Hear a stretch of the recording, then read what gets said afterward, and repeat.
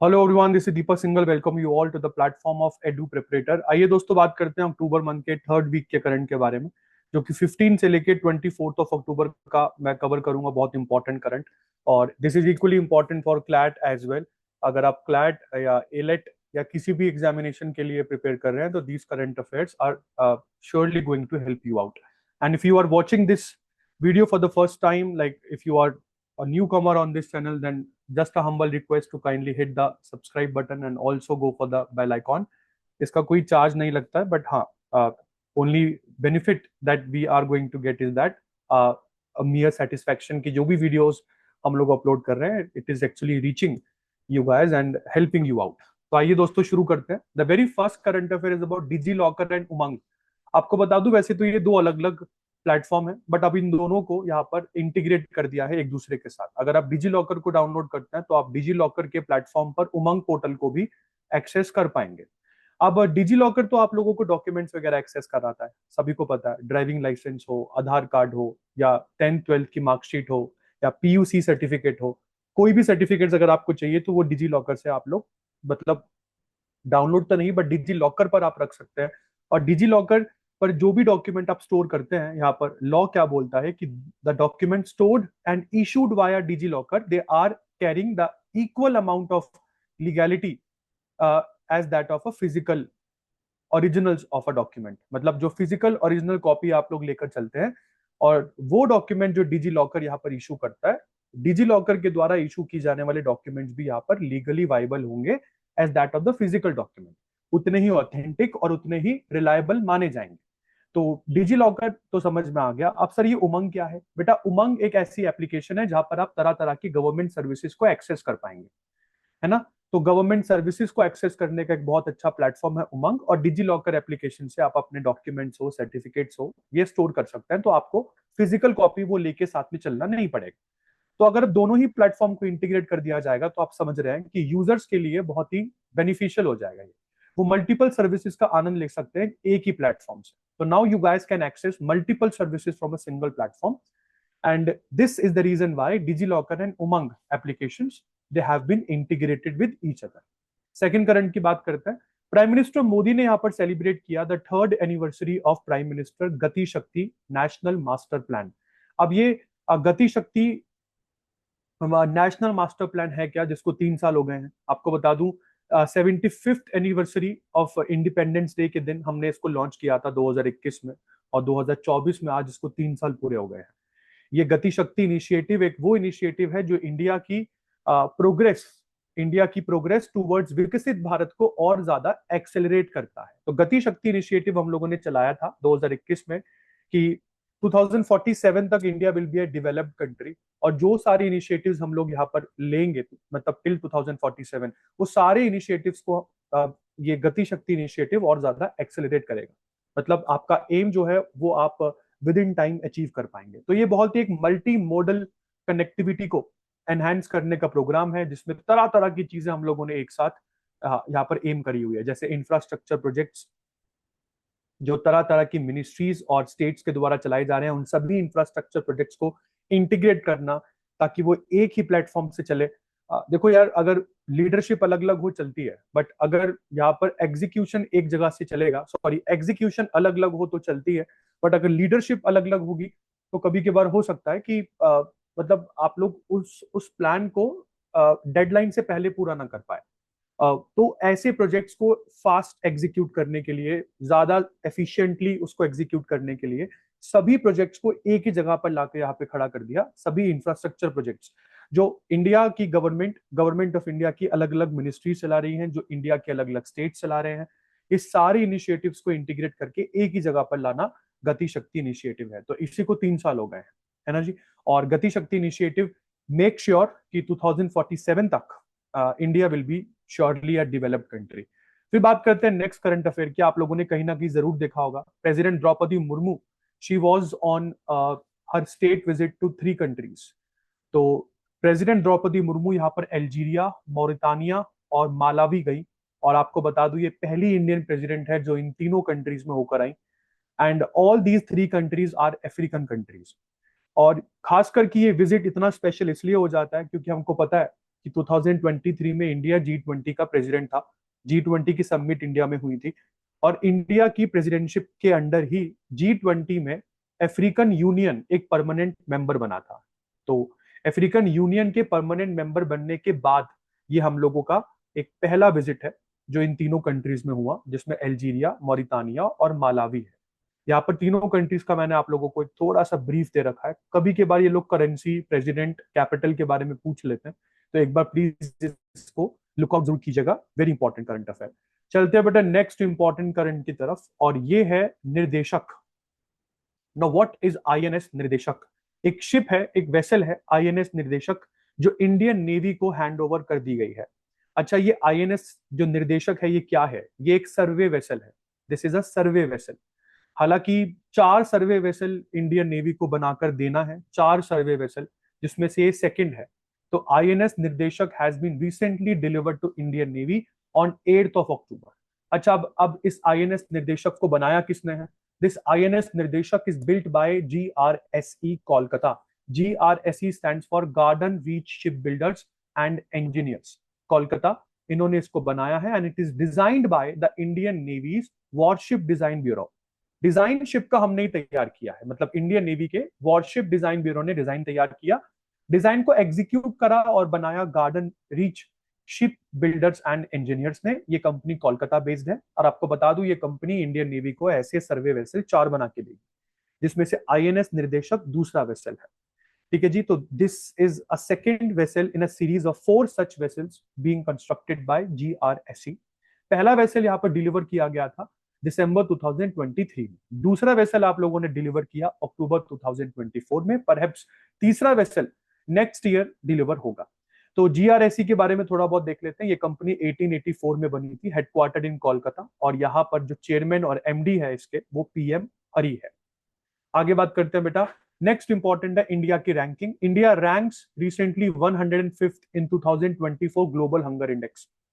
हालांकि ये rank Indian government ने ना पिछले साल मानी थी, ना हम इस साल मानते हैं, मैं ये भी बता दूं, क्योंकि इस रैंक ने ये बताया है कि इंडिया में भुखमरी, हंगर बिल्कुल हाइट्स पर है। In India faces the serious hunger crisis. और आप लोगों को ऐसे कितने गरीब दिख जाते हैं जो सीरियसली हंगर क्राइसिस से जूझ रहे हैं? तो India is a country which actually feeds the world. अगर उस कंट्री को इस इंडेक्स में सीरियस हंगर क्राइसिस का एक विक्टिम बताया गया है, तो ऑफ कोर्स थोड़ा बहुत डाइजेस्ट नहीं होता है। तो India ranks 105 out of 127 countries in 2024 global hunger index. और ग्लोबल हंगर इंडेक्स में इंडिया को सीरियस कैटेगरी में प्लेस किया गया है कि ये country serious hunger crisis face कर रही है। आपको जानकर बहुत दुख होगा कि मतलब सीरियस हंगर क्राइसिस फेस करने वाली कुछ कंट्रीज जैसे पाकिस्तान, अफगानिस्तान, इनके बगल में लाकर खड़ा कर दिया हम लोगों को। और ये पहली बार नहीं है, पिछले साल भी मुझे याद है मैंने इसको कवर किया था। लास्ट ईयर भी ग्लोबल हंगर इंडेक्स ने हम लोगों की कुछ खासा तारीफ नहीं करी थी। अगर मैं इन लोगों के कुछ इंपॉर्टेंट चीजें आप लोगों को बताऊं, जैसे चाइल्ड माल न्यूट्रिशन इंडिकेटर्स में इन्होंने क्या बोला कि 35.5% बच्चे जो इंडिया में हैं 5 साल या उससे नीचे के हैं, they are stunted. They are stunted. 18.7% of the children under 5 are wasted. 29 to 2.9% of the children in India die before their 5th birthday. ये कुछ डेटा इन्होंने दिया चाइल्ड माल न्यूट्रिशन इंडिकेटर्स में। और अगर मैं अंडर नरिशमेंट की बात करता हूं तो ये बोलता है 13.7% of India's population is under nourished. मतलब अगर मान के चलो कि हमारे देश की पॉपुलेशन 100 करोड़ है, तो 100 करोड़ में से 14 करोड़ लोग यहाँ पर अंडर नरिश्ड है। अंडर नरिश्ड क्यों? क्योंकि वो लोग सफिशिएंट कैलोरी इनटेक नहीं कर पा रहे हैं, सफिशिएंट कैलोरी इनटेक। और अगर मैं इसको कंपेयर करूं साउथ एशियन नेबर्स के साथ, तो ये इंडेक्स बोलता है कि बांग्लादेश, नेपाल और श्रीलंका जैसे कंट्रीज इंडिया से अच्छा कर रहे हैं in global hunger index, which is seriously not acceptable, क्योंकि इन देशों को वीट हम देते हैं। चलिए जी, इसके बाद बात करते हैं नोवैक जोकोविक। ये जाने माने प्लेयर है लॉन टेनिस के। नोवैक जोकोविक को हरा दिया अभी जैनिक सिनर ने। जैनिक सिनर हम लोगों ने इनके बारे में पहले भी पढ़ा था। ये पहले इटालियन है जिन्होंने मतलब ग्रैंड स्लैम टाइटल जीता है। तो कौन सा फिलहाल पूरा की पूरा टूर्नामेंट हो रहा था? टूर्नामेंट का नाम है Shanghai masters.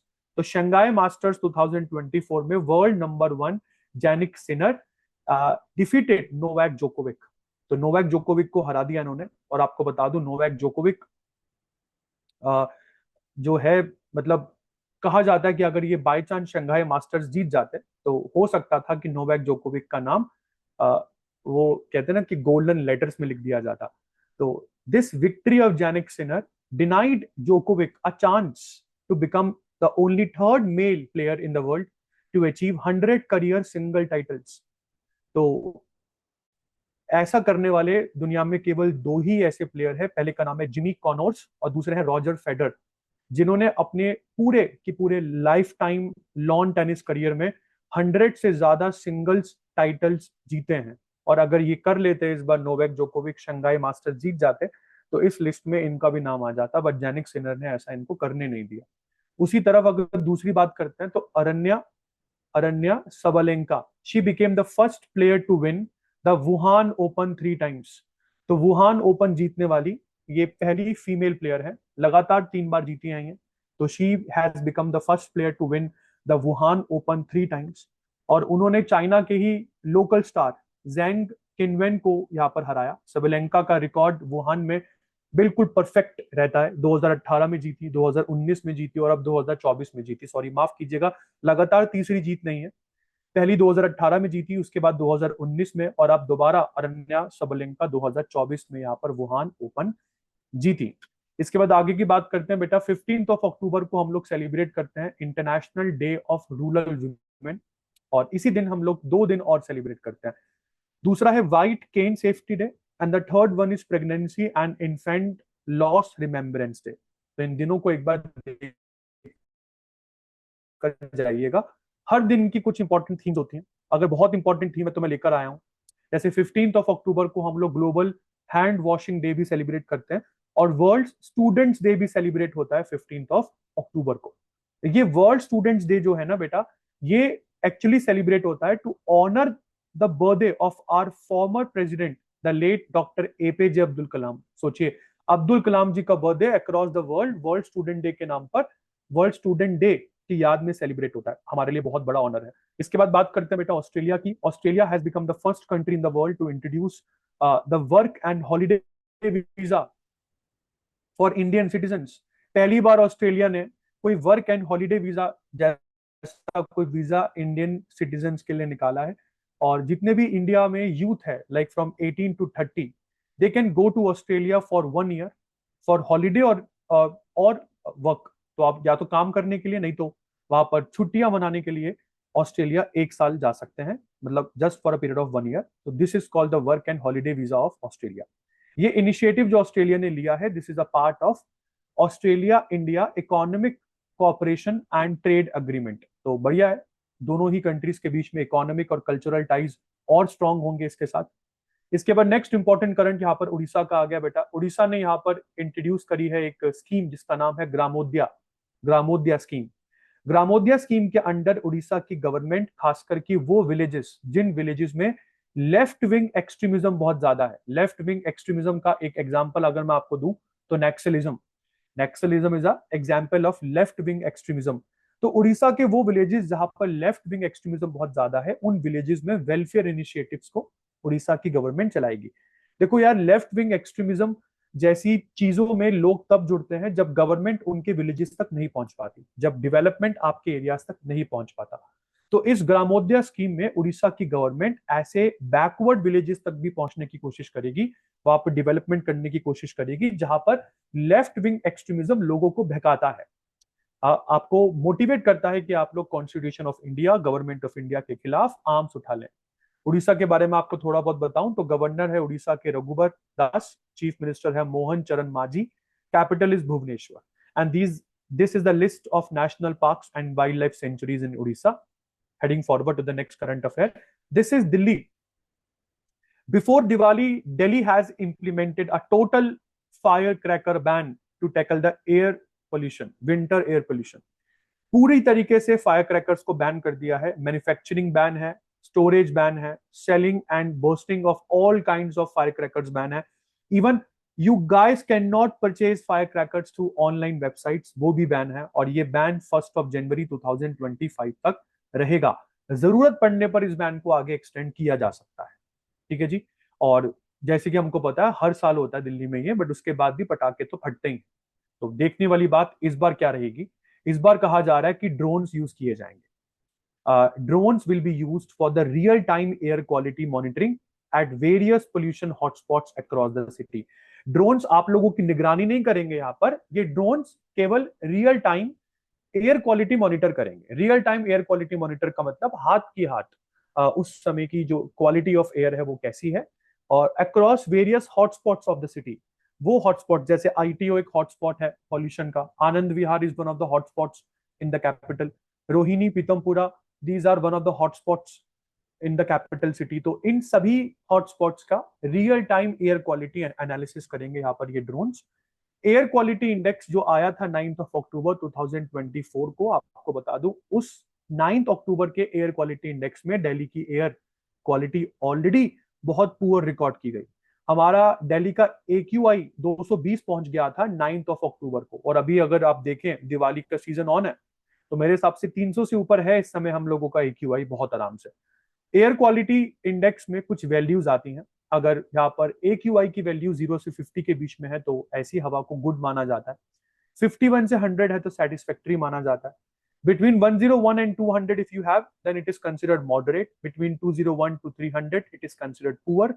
Between 301 to 400 very poor, and 401 to 500 severe. But Delhi वाले सीवियर में रुकते का है, अपन को चाहिए 560 650, कुछ इस तरह से हवा चली जाती है हम लोगों की। खासकर की दिवाली के सीजन के बाद आप देखिएगा 400 450 500 बहुत आम बात है। मतलब इतना तो हम लोगों को आदत हो गई अब। तो मतलब वेरी सीवियर कैटेगरी अगर होती तो मैं जरूर बनाता हम लोगों की हवा के लिए। तो आइए दिल्ली की बात थोड़ी और का बात कर लेते हैं। यहाँ पे चीफ मिनिस्टर अब चेंज हो गई हैं, अतिशी मारलेना सिंह है आम आदमी पार्टी के, और गवर्नर यहाँ पर विनय कुमार सक्सेना है। अतिशी जी के बारे में मैंने आपको पहले भी बताया था, she is the only third female to be the chief minister of the capital. सबसे पहली फीमेल चीफ मिनिस्टर दिल्ली की सुषमा स्वराज रही, उनके बाद शीला दीक्षित जी रही, और अब अतिशी जी हैं। आगे चलते हैं। ये बहुत इंपॉर्टेंट डील है जो इंडिया और अमेरिका के बीच में साइन हुई है। जो आपको ये फ्लाइट जैसा कोई प्लेन दिख रहा होगा, एक्चुअली में ये प्लेन नहीं है, ये अनमैन्ड एरियल व्हीकल है जिसको मैं ड्रोन कह सकता हूँ। तो ये ड्रोन है बेटा, जिस ड्रोन का नाम है प्रीडेटर। तो इंडिया और अमेरिका के बीच में प्रीडेटर ड्रोन्स की जो वो है मतलब एग्रीमेंट है वो साइन हो गया है। India is going to acquire 31 predator drones from America, और ये डील साइन हुई है जाकर $3.3 बिलियन पर। $3.3 बिलियन मतलब ये 31 drones will cost us 28,000 crore rupees. I said 28,000 crore rupees. अच्छा, ये ड्रोन्स हम लोग देने किसको वाले हैं? कहा जा रहा है इसमें से 15 ड्रोन्स तो हम लोग देंगे इंडियन नेवी को, 8 ड्रोन्स यहाँ पर आर्मी और एयरफोर्स को दिए जाएंगे। ये ड्रोन्स हम लोगों ने यूज कहां पर करने हैं? तो these drones are going to be use for ISR in the Indian Ocean region. ISR का मतलब यहाँ पर है इंटेलिजेंस, सर्वेलेंस एंड रिकॉग्निसेंस। तो इन ड्रोन्स को आप इंडियन ओशन रीजन पे डिप्लॉय करेंगे जहां पर चाइना अपनी नेवल इन्फ्लुएंस को लगातार बढ़ाता जा रहा है। आपको बता दूं ये ड्रोन्स का वैसे सीरियल नंबर अगर पूछा जाए तो MQ-9B है। इन ड्रोन्स की खास बात क्या है कि ये ड्रोन्स इक्विप्ड है with some Hellfire missiles, GBU-39B precision guided bombs, और इन ड्रोन्स में बहुत ही एडवांस नेविगेशन सिस्टम्स और सेंसर सूट्स लगे हैं। तो ऑफ कोर्स इंडिया की डिफेंस कैपेबिलिटीज इस ड्रोन्स के साथ बढ़ेंगी। और एक अलग से कॉन्ट्रैक्ट हम लोगों ने साइन किया है, ये भी आपको बता दूं।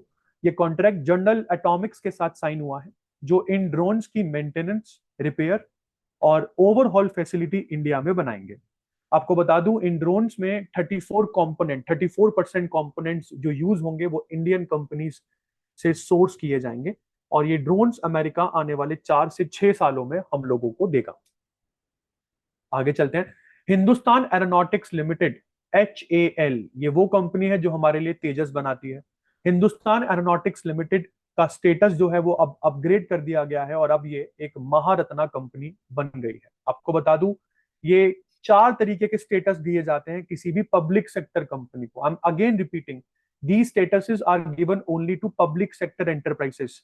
केवल एक सरकारी कंपनी को ही आप ये स्टेटस देते हैं। जैसे सबसे पहला स्टेटस है मिनी रत्ना कैटेगरी 1, इसके ऊपर का स्टेटस है मिनी रत्ना कैटेगरी 2। फिर आपके पास स्टेटस आता है नवरत्ना, और फिर सबसे हाईएस्ट स्टेटस आता है महारत्ना। तो अगर हम लोग हिंदुस्तान एरोनॉटिक्स लिमिटेड की बात करते हैं तो ये महारत्ना स्टेटस को इसने अडॉप्ट कर लिया है। और आपको बता दूं, अब महारत्ना इस लिस्ट में इंडिया की टोटल कंपनीज हो गई हैं 14। तो now Maharatna companies, they consist of 14 companies. This list consist of 14 central public sector enterprises.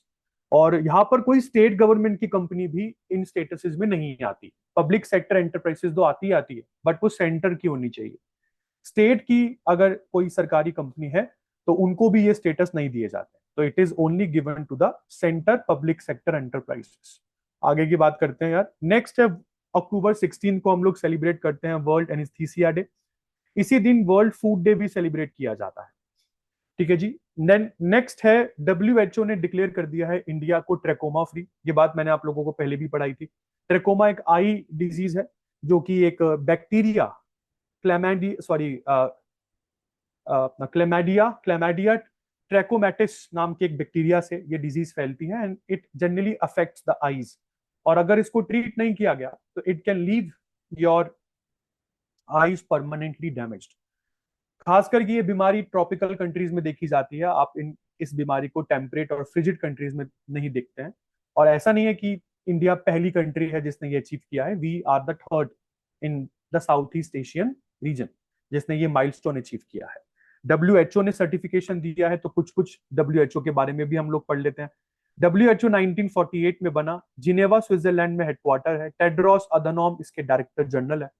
और पेरेंट ऑर्गेनाइजेशन जिसके अंडर WHO आता है वो United Nations economic and social council है। आगे बात करते हैं। नेक्स्ट, आप यहाँ पे प्राइम मिनिस्टर मोदी देख रहे हैं और उनके पीछे आपको एस जयशंकर इंडिया के फॉरेन मिनिस्टर और अजीत डोवाल इंडिया के NSA भी दिख रहे होंगे। कहां पर गए थे प्राइम मिनिस्टर मोदी इस समय? प्राइम मिनिस्टर मोदी यहां पर गए थे इस समय अक्टूबर 11 अक्टूबर को इन्होंने ईस्ट एशिया समिट अटेंड किया था। ईस्ट एशिया समिट जो कि विंतियाने विंतियाने में जाकर हुआ था। आपको बता दूं, इस विंतियाने की ईस्ट एशिया समिट में प्राइम मिनिस्टर मोदी ने जब दुनिया को एड्रेस किया तब उन्होंने 3 बातें बोली कि इंडो पैसिफिक रीजन में हम लोगों को पीस, स्टेबिलिटी और इंक्लूसिवनेस चाहिए। We need peace, we need stability, we need inclusive Indo Pacific region. बहुत इंपॉर्टेंट है क्योंकि ईस्ट एशिया समिट, इसकी शुरुआत भी 2005 में मलेशिया की कैपिटल कोलालंपुर से हो जाती है। उस समय कहा जाता है कि ईस्ट एशिया के, साउथ ईस्ट एशिया के और साउथ एशिया और ओशेनिया के 16 देश इस समिट में थे। 2011 में इस जो 16 देशों की मेंबरशिप है ये बढ़कर 18 हो जाती है, जिसमें रशिया और यूनाइटेड स्टेट्स ऑफ अमेरिका 2011 में मेंबर बनते हैं ईस्ट एशिया समिट के। ईस्ट एशिया समिट एक फोरम है उन सभी लीडर्स की जो कि इंडो पैसिफिक रीजन की पॉलिटिक्स, सिक्योरिटी और इकोनॉमिक चैलेंजेस को डिस्कस करने के लिए हर साल मिलते हैं। जैसे कि हम लोग जानते हैं कि इस इंडो पैसिफिक रीजन के लिए इंडिया, जापान, ऑस्ट्रेलिया और अमेरिका ने भी एक क्वाड नाम से ग्रुप बना रखा है। तो ऑफ कोर्स इस ईस्ट एशिया समिट का बहुत हद तक जो मोटो है वो क्वाड कोऑपरेशन के साथ या क्वाड समिट के साथ मिलता है। तो of course quad countries east Asia summit में काफी ज्यादा कोऑपरेट करती हैं। आगे चलते हैं बेटा। फिर उसके बाद आपके पास आ गए हैं परमेश शिवामणि। परमेश शिवामणि ये बन गए हैं इंडिया के इंडियन कोस्ट गार्ड के 26 director general. Indian coast guard 18 अगस्त 1978 में बनी एक बॉडी है जिसका हेडक्वार्टर न्यू दिल्ली में है। और इस बॉडी का प्राइम मोटो है इंडिया की कोस्ट को प्रोटेक्ट करना, just to protect the coast of India. ICG का फॉर्मेशन होता है। उसके बाद बेटा इंडिया और जापान ने यहाँ पर दोनों ने मिलकर एक लूनर मिशन अनाउंस कर दिया है, which is going to be the 5th lunar mission. नाम क्या रखा है इसका? लुपेक्स। लुपेक्स की फुल फॉर्म है लूनर पोलर एक्सप्लोरेशन मिशन। आपको बता दूं ये मिशन एक ज्वाइंट मिशन है इसरो और जाक्सा का। जाक्सा जापान की स्पेस एजेंसी है, बट इस पूरे की पूरे लुपेक्स मिशन में ऐसा नहीं है कि इसरो और जाक्सा ही है। इसरो और जाक्सा के साथ हमने कुछ हद तक नासा और यूरोपियन स्पेस एजेंसी के इंस्ट्रूमेंट्स भी इस मिशन में यूज करे हैं। अच्छा, अब इस मिशन का एम बता दूं मैं आपको। इस मिशन का एम है मून के साउथ पोलर रीजन को यहाँ पर एक्सप्लोर करना और ये देखना कि क्या मून के साउथ पोलर रीजन पे पानी या कोई आइस जैसे एविडेंस हम लोगों को मिलते हैं या नहीं। लुपेक्स मिशन ऑफ कोर्स दो चीजों से बनेगा, इसमें एक लैंडर भी होगा, एक रोवर भी होगा। लुपेक्स मिशन को अगले साल तक लॉन्च कर दिया जाएगा मोस्ट प्रोबेबली। और ये कितने दिन तक चांद पर टाइम काटेगा, तो कहा जा रहा है कि अप्रोक्सीमेट ये मिशन चांद की सतह पर 100 दिनों तक रहेगा, जो कि हमारे चंद्रयान 3 के मुकाबले काफी अच्छा टाइम पीरियड है। हमारा चंद्रयान 3 केवल एक लूनर डे के लिए गया था, और हमको पता है कि चांद पर एक दिन अर्थ के 14 डेज के बराबर है। तो उस हिसाब से 100 दिनों का ये मिशन है, तो बढ़िया है। आगे बात करते हैं यार। देखो, गवर्नमेंट ऑफ इंडिया ने ना बेटा इस बार जुलाई में जो बजट आया था, उस बजट में हमारी फाइनेंस मिनिस्टर ने एक स्कीम इंट्रोड्यूस करी थी। स्कीम क्या है? स्कीम का नाम बहुत इंपॉर्टेंट है, डायरेक्ट टैक्स विवाद से विश्वास स्कीम। इस स्कीम को इंट्रोड्यूस ही इस साल के बजट में किया गया था। दोबारा सुन लीजिए, डायरेक्ट टैक्स विवाद से विश्वास स्कीम। अब इस स्कीम का मोटो क्या है? इस स्कीम का मोटो यह है कि वो सारे इनकम टैक्स डिस्प्यूट्स जो पेंडिंग चल रहे हैं देश में, उसका वन टाइम सोल्यूशन इस स्कीम में दिया जा रहा था। वन टाइम सोल्यूशन इस स्कीम में दिया जाता है। अब साइड सी बात है यार कि पेंडिंग इनकम टैक्स डिस्प्यूट्स का अगर one time solution government of India दे रही है, तो आप लोगों को काफी ज्यादा चीजें ऐसी होंगी जो आपके दिमाग में चलेंगी कि इसमें ये होगा या इसमें वो नहीं होगा, इसमें क्या होगा, इसमें क्या नहीं होगा। आपके दिमाग में बहुत से डाउट्स होंगे। तो यहां पर जिस बोर्ड के अंडर इंडिया में सारे डायरेक्ट टैक्सेस आते हैं, मतलब central board of direct taxes, sorry, central board of direct taxes ने यहां पर एक गाइडेंस नोट इशू किया है। और ये गाइडेंस नोट है क्या? कुछ नहीं है। गाइडेंस नोट में फ्रीक्वेंटली आस्क्ड क्वेश्चंस हैं। वो क्वेश्चंस हैं जो जनरली हर किसी के टैक्स पेयर के दिमाग में चलते हैं कि भाई इसमें ये होगा या नहीं होगा। सॉरी। तो जनरली सारे फ्रीक्वेंटली आस्क्ड क्वेश्चंस को इस गाइडेंस नोट में कवर किया गया है, ताकि ताकि वो सारे लोग जो इस स्कीम से बेनिफिट उठा सकते हैं वो जरूर उठाए, और अगर उनके दिमाग में कोई डाउट चल रहा है तो वो डाउट उनके क्लियर हो जाए। तो इस डायरेक्ट टैक्स विवाद से विश्वास स्कीम के अंतर्गत जितने भी टैक्स पेयर्स हैं, उन सबको क्लैरिटी, उन सबको असिस्टेंस प्रोवाइड करने के लिए इस गाइडेंस नोट को इशू किया गया है। अच्छा सर, कहां पढ़ सकते हैं ये गाइडेंस नोट? बेटा, इनकम टैक्स डिपार्टमेंट की ऑफिशियल वेबसाइट पर यह गाइडेंस नोट अवेलेबल है। आगे बात करते हैं।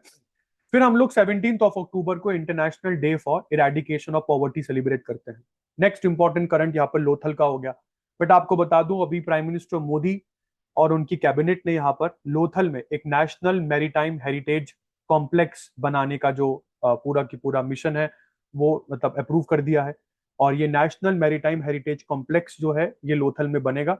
इंपॉर्टेंट चीज आपको बता दूं, लोथल एक हड़प्पन साइट है, बहुत इंपॉर्टेंट है। लोथल एक हड़प्पन साइट है और 4500 से भी ज्यादा सालों का लोथल का एक इतिहास है। तो एक हड़प्पन साइट है लोथल। तो इस ऑफ कोर्स इस पूरे की पूरे मैरीटाइम हेरिटेज कॉम्प्लेक्स में लोथल की जो लेगेसी है उसको बिल्कुल शोकेस किया जाएगा।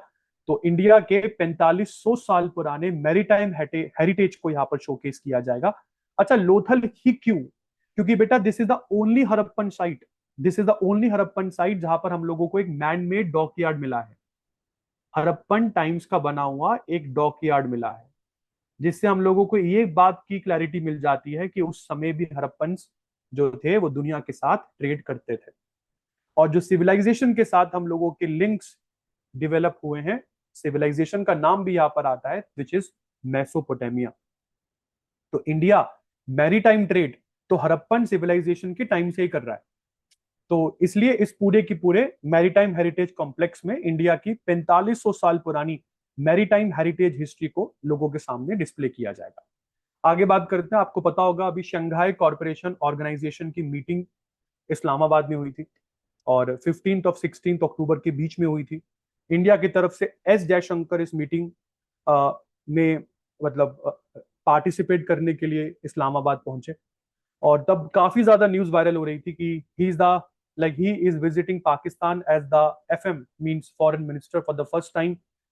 जब से ये फॉरेन मिनिस्टर बने हैं तब से लेकर आज तक कभी भी एस जयशंकर पाकिस्तान नहीं गए। तो this was the first time he was going to Pakistan as the foreign minister. और आपको बता दूं 10 सालों के बाद कोई फॉरेन मिनिस्टर इंडिया का पाकिस्तान गया, क्योंकि लास्ट टाइम गई थी सुषमा स्वराज जी। तो external affair minister S Jaishankar ने यहाँ पर जब एससीओ मीटिंग में बोला, जब उन्होंने सब एससीओ मेंबर्स को यहाँ पर एड्रेस किया, तो उन्होंने बहुत बढ़िया बात बोली। और ये काफी डिप्लोमेटिकली बेइज्जती भी कर देते हैं। तो इन्होंने क्या बोला, he called for, like he said कि there is a need for honest conversation, there is a need for honest conversation about what, honest conversation about lack of trust and neighbourly ties within the SCO. ये कह रहे हैं कि sir SCO में जितने members हैं ना, उन सभी मेंबर्स के बीच में विश्वास की बहुत कमी है एक तो, और जो पड़ोसी मामले हैं वो काफी बिगड़े हुए हैं, मतलब नेबरली टाइज को भी सुधारने की काफी जरूरत है। तो मतलब इम्प्लिसिटली इनका इशारा पाकिस्तान और चाइना की तरफ ही था, क्योंकि पाकिस्तान और चाइना दोनों ही एससीओ के मेंबर्स हैं।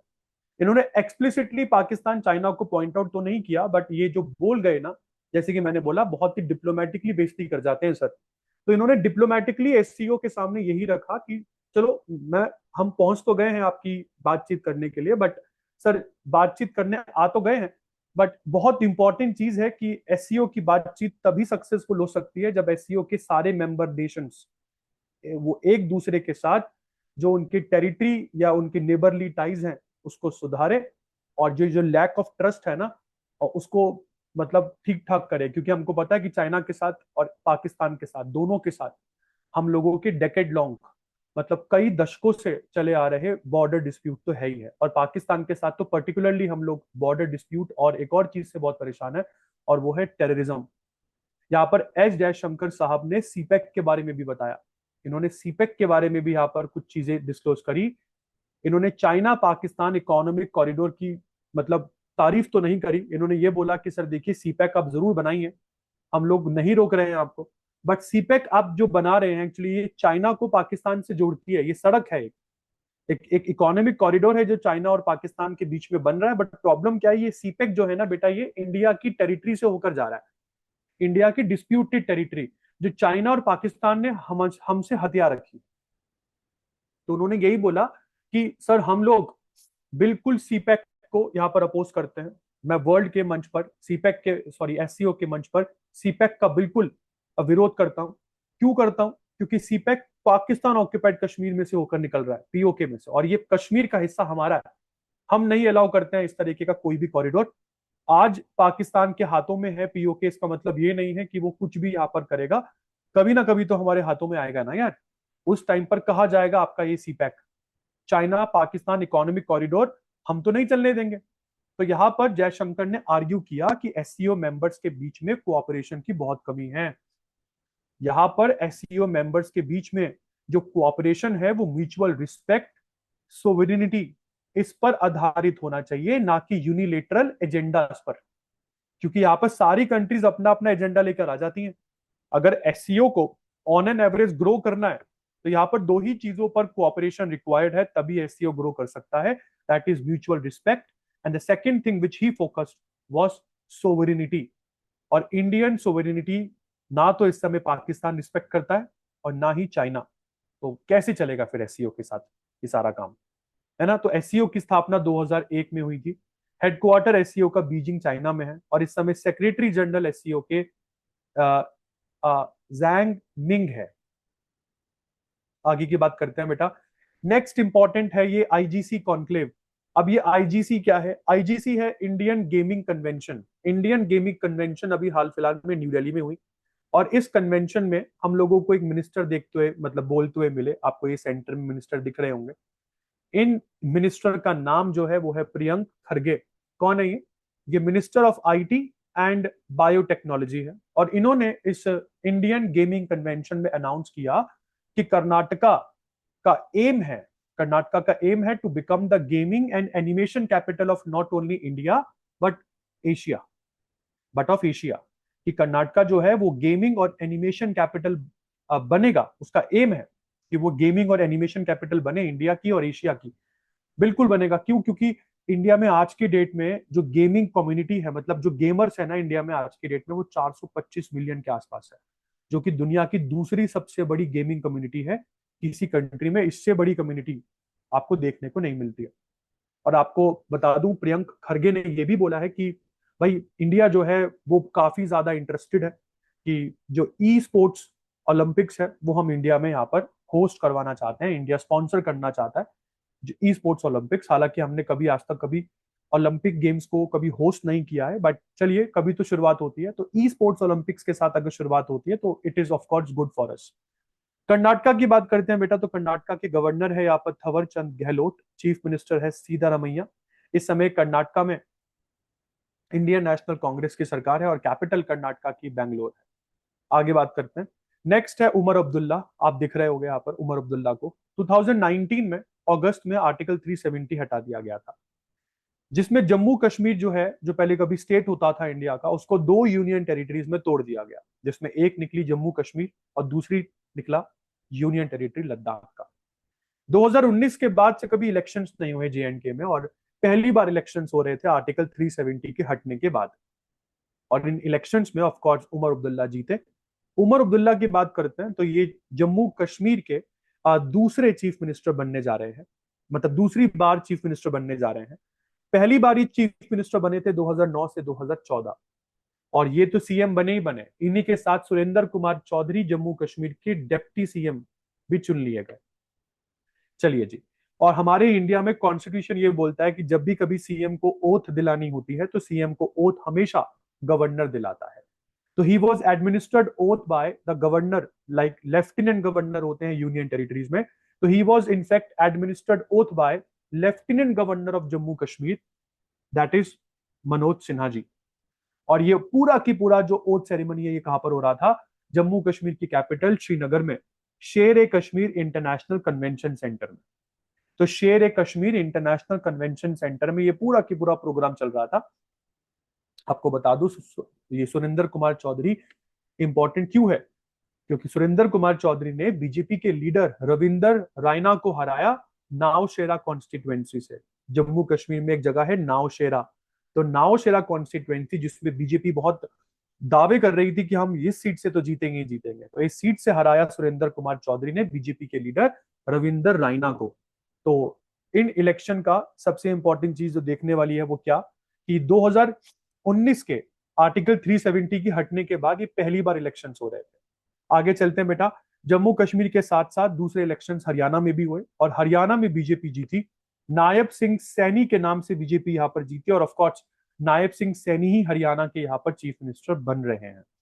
He is going to become the 20th chief minister of Haryana. Haryana की कैपिटल यहाँ पर चंडीगढ़ है। चंडीगढ़ हरियाणा के साथ साथ पंजाब की कैपिटल भी है, और कैपिटल होने के साथ साथ चंडीगढ़ एक यूनियन टेरिटरी भी है। हरियाणा के बारे में थोड़ा बहुत आपको बता दूं तो हरियाणा के गवर्नर यहाँ पर है बंदारू दत्तात्रेय, बंदारू दत्तात्रेय। चीफ मिनिस्टर है हरियाणा के नायब सिंह सैनी, जो आपको यहाँ पर दिख रहे होंगे, अमित शाह के साथ खड़े हैं। और कैपिटल हरियाणा की चंडीगढ़। नेक्स्ट इंपॉर्टेंट यहाँ पर आ सकता है, ये बहुत इंपॉर्टेंट क्वेश्चन है। क्यों? क्योंकि अभी आप देख रहे होंगे कि मोहम्मद मुइजू जो प्रेसिडेंट है मॉलडीव्स के, वो इंडिया आए हुए थे अपनी पहली स्टेट विजिट पर, और उन्होंने काफी बोला भी कि यार जो गलतियां हो गई मालदीव से हो गई, चलिए कोई बात नहीं, बट हम चाहते हैं कि इंडिया और मालदीव के बीच के रिश्ते बेहतर हो, ना कि बिगड़े। चलिए सर, आपको अकल तो आई, कभी तो आई, क्योंकि फरवरी से रिश्ते काफी बिगड़ते जा रहे थे मालदीव और इंडिया के। तो मालदीव की तरफ से जो अपने टॉप एनवॉय को इंडिया भेजा गया, means the Maldives they have sent their senior diplomat Eshaat Azima.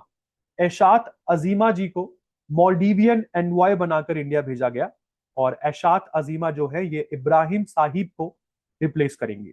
और ये सब कब हुआ? ये सब तब हुआ जब प्रेसिडेंट मोहम्मद मुइजू इंडिया की पहली स्टेट विजिट पर आए हुए थे, और उन्होंने भारत के साथ बहुत सारे बायलैटरल टॉक्स करते हुए ये बोला कि इंडिया के साथ मालदीव्स रिश्ते बेहतर करना चाहता है, खराब करना नहीं। मालदीव्स के राष्ट्रपति मोहम्मद मुइजू है, बट आपको मैं वैसे ही बता दूं, एक एंटी इंडियन लीडर है ये हमेशा से एंटी इंडिया प्रोटेस्ट के लिए जाने जाते हैं। इंडिया के साथ कभी भी इन्होंने बहुत ज्यादा कोऑपरेशन नहीं किया। मालदीव्स की कैपिटल माले है, और यहाँ पर जो करेंसी चलती है वो रुफिया है। I said rufiyaa. आगे चलते हैं बेटा। नेक्स्ट है यहाँ पर इंडियन आर्मी। इंडियन आर्मी एक महीने की सेलिब्रेशन कर रही है। एक महीने की सेलिब्रेशन कहाँ से, मतलब कब से लेकर कब तक? 17 अक्टूबर से लेकर तकरीबन नवंबर ऑफ 14 तक ये सेलिब्रेशन चलने वाली है। सर क्यों चल रही है? वैसे अगर देखा जाए क्यों चल रही है, this celebration is going on in the memory of 62nd anniversary of battle of Walong. Walong के युद्ध की 62nd anniversary Indian army celebrate कर रही है। अच्छा, वलोंग का युद्ध लड़ा कब गया था बेटा? It was fought during 1962 Sino Indian war. 1962 में जो इंडिया चाइना का वॉर हुआ था ना, उस वॉर के दौरान बैटल ऑफ वलोंग लड़ा गया था। आपको बता दूं, हालांकि इस वॉर में हम हार गए थे, बट इस वॉर की इंपॉर्टेंस हमारे लिए क्यों है? क्योंकि बहुत ही टफ टेरेन पर यह वॉर लड़ा गया था, काफी टफ टेरेन पर, मतलब हिमालयन वॉर था ये 90% अगर देखा जाए तो। बैटल ऑफ वलोंग की बात करते हैं तो कहा जाता है इतने टफ टेरेन में बैटल ऑफ वलोंग में जो इंडियन फोर्सेस थी उन्होंने, जबकि इंडियन फोर्सेस बहुत थोड़ी सी थी, बहुत थोड़ी सी इंडियन फोर्सेस ने पीपल्स लिबरेशन आर्मी को इस युद्ध के दौरान 27 दिनों तक रोके रखा। They stopped the Chinese army for damn 27 days. This is the significance of battle of Walong. तो इस पूरे के पूरे सेलिब्रेशन में कौन कौन से की इवेंट्स होने वाले हैं? हम लोग इनॉग्रेट करने वाले हैं the newly constructed Walong war memorial, Shaurya Sthal at Lamaspur, and various infrastructure projects in the border areas are going to be inaugurated in this month-long celebrations of 62nd anniversary of Battle of Wolong। इसके बाद आगे बात करते हैं बेटा, वर्ल्ड वाइल्ड लाइफ फंड 2024 ने यहाँ पर, sorry, world wild life fund ने इस बार 2024 की लिविंग प्लैनेट रिपोर्ट रिलीज कर दी है। और इस रिपोर्ट को पढ़कर बहुत मतलब दुख हो रहा है, क्योंकि ये रिपोर्ट ये बोल रही है कि 1970 से लेकर 2020 तक, मतलब पिछले बीते 50 सालों में on an average 73% decrease record किया गया है वाइल्ड लाइफ पॉपुलेशंस में। मतलब वाइल्ड लाइफ पॉपुलेशंस में 73% का डिक्रीज इस रिपोर्ट ने रिकॉर्ड किया है इन द लास्ट 50 ईयर्स। अगर हम ओवरऑल इस रिपोर्ट को पढ़े तो ये क्या बोल रहा है कि फ्रेश वाटर स्पीशीज की बात करें तो पिछले 50 सालों में 85% स्पीशीज की पॉपुलेशन फ्रेश वाटर में कम हुई है। 69% टेरिस्टीरियल स्पीशीज पिछले बीते 50 सालों में उनकी पॉपुलेशन कम हुई है। 56% ऑफ द मैराइन स्पीशीज, उनकी पॉपुलेशन इस 50 सालों में कम हुई है। सबसे ज्यादा इंपैक्ट इस रिपोर्ट ने दिखाया लैटिन अमेरिका और कैरिबियन आइलैंड्स पर, और सबसे कम इंपैक्ट सेंट्रल एशिया में देखने को मिला, सेंट्रल एशिया। तो ये रीजनल इंपैक्ट स्टडी है। तो वर्ल्ड वाइल्ड लाइफ फंड ये लेकर आई। वर्ल्ड वाइल्ड लाइफ फंड की स्टैब्लिशमेंट 1961 में होती है बेटा। हेडक्वार्टर इसका ग्लैंड, स्विट्जरलैंड, स्विट्जरलैंड की सिटी ग्लैंड में है। और 100 से ज्यादा देशों में वर्ल्ड वाइल्ड लाइफ फंड के ऑफिसेज हैं, और ये स्टडी करती है वो सारे थ्रेट्स जो कि वाइल्ड लाइफ पॉपुलेशन को हो सकते हैं, और ये प्रमोट करती है sustainable solutions across the world, ताकि वाइल्ड लाइफ पॉपुलेशन को इस तरीके से टारगेट ना किया जाए। आगे बढ़ते हैं बेटा। नीतू डेविड, इंडिया की तरफ से नीतू डेविड को शामिल किया गया है आईसीसी हॉल ऑफ फेम में। काफी हिस्टोरिक है, क्योंकि नीतू डेविड एक फॉर्मर इंडियन स्पिनर है, मतलब बॉलर है, स्पिनर बॉलर है। तो ये फॉर्मर इंडियन स्पिनर है नीतू डेविड, और इनका रिकॉर्ड है आईसीसी में 53 रन्स देकर इन्होंने 8 विकेट्स इंडिया की तरफ से चटकाई थी। मैं आपको बता दूं, 53 रन्स देकर 8 विकेट्स इन्होंने चटकाई थी। एक मैच की बात है कि in a single match this is the highest wicket ever taken by a women spinner in ICC tournaments. और ऐसा नहीं है कि आईसीसी हॉल ऑफ फेम में जाने वाली ये पहली इंडियन विमेन क्रिकेटर है। इनसे पहले इंडिया की फॉर्मर कैप्टन डियाना एडुल्जी, इनको भी आईसीसी हॉल ऑफ फेम में शामिल किया गया था। तो she is the second Indian women cricketer to get listed और inducted into the ICC hall of fame. चलिए, इसके बाद बेटा एक कंपनी की बात कर लेते हैं, एस&पी ग्लोबल रेटिंग्स की। एस&पी ग्लोबल रेटिंग्स एक इंटरनेशनल ग्लोबल रेटिंग कंपनी है, दुनिया के देशों को ये रेटिंग देती है। और इस कंपनी ने ये बोला है कि India is set to be the third largest global economy by 2030। अभी इंडिया पूरी दुनिया भर की 5वीं सबसे बड़ी इकोनॉमी है, और ये रिपोर्ट बोल रही है कि 2030 आते आते हो सकता है कि इंडिया दुनिया की तीसरी सबसे बड़ी इकोनॉमी हो जाए, मतलब हम जापान को सरपास कर जाए। जबकि हमारा टारगेट जापान को सरपास करने का 2047 का है। India aims to be the third largest economy by 2047।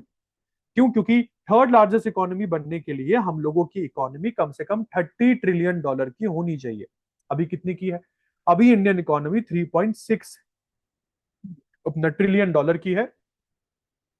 तो हम लोगों का एम है कि 2047 तक हम $30 ट्रिलियन की इकोनॉमी हो जाएंगे। मतलब हो सकता है कि इस टाइम तक हम लोग दुनिया की थर्ड लार्जेस्ट इकोनॉमी बन जाए।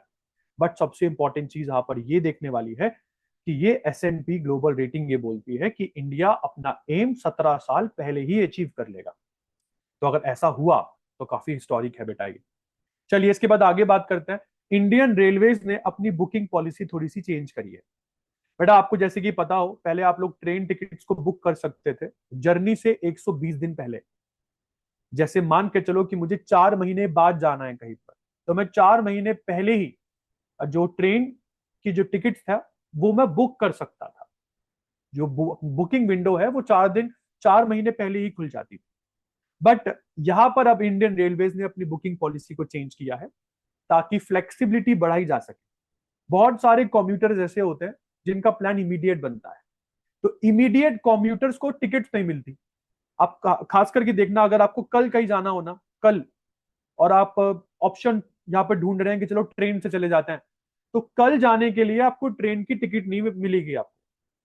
क्योंकि जैसे कि मैंने बोला वो तो 4 महीने पहले से ही चल रही थी ना बुकिंग। बहुत ही माइन्यूट चांसेस हैं कि आप लोगों को कल की टिकट मिल जाए। बहुत ही माइन्यूट चांसेस है, जैसे कि मैंने यहाँ पर बोला। बट ये पॉलिसी जो है ये 1 नवंबर 2024 से इंप्लीमेंट होगी। और सभी ट्रेन पर अब जो बुकिंग विंडो है, जो पहले 120 डेज पहले ही ओपन हो जाती थी, अब वो 60 डेज पहले ओपन होगी। अच्छा, जो आप लोगों की पहले से बुकिंग हो रखी है, पहले से जो बुकिंग आप लोगों ने करवा रखी है वो कैंसिल नहीं होगी, तो बिल्कुल टेंशन मत लीजिएगा। उसके बाद अब की बात जो बुकिंग करवाएंगे आप 1 नवंबर के बाद, तो आप लोग केवल उन ट्रेन की बुकिंग 60 डेज पहले ही करा सकते हैं। 120 डेज पहले तक की बुकिंग विंडो अब ट्रेन के लिए ओपन नहीं है। अच्छा, इस पूरे की पूरे प्लान में कुछ ट्रेन को शामिल नहीं किया गया है। कुछ ऐसी ट्रेन जो कि अपना क्या कहते हैं डे टाइम में चलती हैं, तो कुछ अपना डे टाइम एक्सप्रेस ट्रेन को 60 डे एडवांस बुकिंग रूल में अप्लाई मतलब इंक्लूड नहीं किया गया है, जैसे कि ताज एक्सप्रेस, जैसे कि गोमती एक्सप्रेस। और एक अच्छी खबर यहाँ पर और बताई गई है कि फॉरेन टूरिस्ट के लिए भी ये 60 day advance booking rule apply नहीं होता है। फॉरेन टूरिस्ट के लिए इंडियन रेलवेज यहाँ पर बोलता है कि आप सर, आप तो 365 डेज पहले ही 365 डेज पहले ही आप कोई ट्रेन चेंज करवा सकते हैं या आप कोई ट्रेन की टिकट बुक करवा सकते हैं। आप लोगों को तो हम लोग एक साल का टाइम पीरियड दे रहे हैं। इंडियंस को यहाँ पे टाइम पीरियड जो 4 महीने का मिलता था वो कम करके अब 2 महीने कर दिया। चलिए जी, सुप्रीम कोर्ट की बात करते हैं। बेटा सुप्रीम कोर्ट की कॉन्स्टिट्यूशन बेंच के सामने अभी एक मुद्दा आया, और मुद्दा ये था कि सिटीजनशिप एक्ट 1955 में एक है सेक्शन 6A। तो क्या section 6A of Indian citizenship act 1955 क्या ये वैलिड है या ये कॉन्स्टिट्यूशनली इनवैलिड है? तो सुप्रीम कोर्ट की कॉन्स्टिट्यूशन बेंच, जिसमें 5 जजेस थे, 5 में से 4 जजेस ने यह माना, मेजोरिटी के साथ जजमेंट दिया कि सेक्शन 6A कॉन्स्टिट्यूशनली वैलिड है। अच्छा, ये कॉन्स्टिट्यूशन, ये सेक्शन 6A ऑफ इंडियन अपना सिटीजनशिप एक्ट 1955 बोलता क्या है?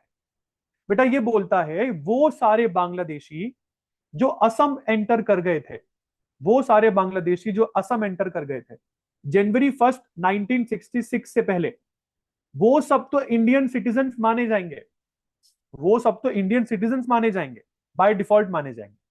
बट वो सारे बांग्लादेशी जो 1 जनवरी 1966 से लेकर 25 मार्च 1971 के बीच में असम एंटर करे, उन लोगों को किसी स्पेसिफिक जो procedures means under some specific procedures के अंडर मैं उन लोगों को सिटीजनशिप दे सकता हूं। मना नहीं कर रहा हूं मैं, बट एक स्पेसिफिक प्रोसीजर उनको फॉलो करना पड़ेगा। तो अगर आप एक बांग्लादेशी है और असम में एंटर कर गए हैं 1966 1 जनवरी से पहले, तो आप तो बेटा बाय डिफॉल्ट इंडियन सिटीजन है। और अगर आप 1 जनवरी 1966 के बाद और 25 मार्च 1971 से पहले एंटर कर गए थे, तो स्पेसिफिक प्रोसीजर्स हैं आपके लिए, आप सिटीजनशिप के लिए अप्लाई कर सकते हैं। ऐसी बात नहीं है कि आप नहीं कर सकते। बट वो बांग्लादेशी जो 25 मार्च 1971 के बाद असम आए हैं, उनको किसी भी तरीके से इंडियन सिटीजनशिप नहीं मिलेगी। तो काफी इंपॉर्टेंट सेक्शन है ये, section 6A of Indian citizenship act 1955। ठीक है जी। अच्छा, इस पूरी की पूरी मेजॉरिटी वर्डिक्ट में बोला क्या गया? 4 जजेस की मेजॉरिटी वर्डिक्ट में ये बोला गया, जिसमें मैं उनकी लाइन कोट कर रहा हूं, जो जस्टिस सूर्यकांत थे। तो जस्टिस सूर्यकांत ने यहाँ पर मेजॉरिटी जो जजमेंट है वो उन्होंने सुनाई, और जस्टिस सूर्यकांत जी ने यहाँ पर ये बोला कि एक प्रिंसिपल है, जियो और जीने दो, लिव एंड लेट लिव। और इस प्रिंसिपल के अंडर देखा जाए ना, तो फ्रेटर्निटी का प्रिंसिपल, प्रिंसिपल ऑफ फ्रेटर्निटी क्या होता है? फ्रेटर्निटी भाईचारा, बंधुत्व जिसको आप बोलते हैं। तो फ्रेटर्निटी का प्रिंसिपल सेलेक्टिवली अप्लाई हो ही नहीं सकता। कैसे आप करोगे? सोच के चलो।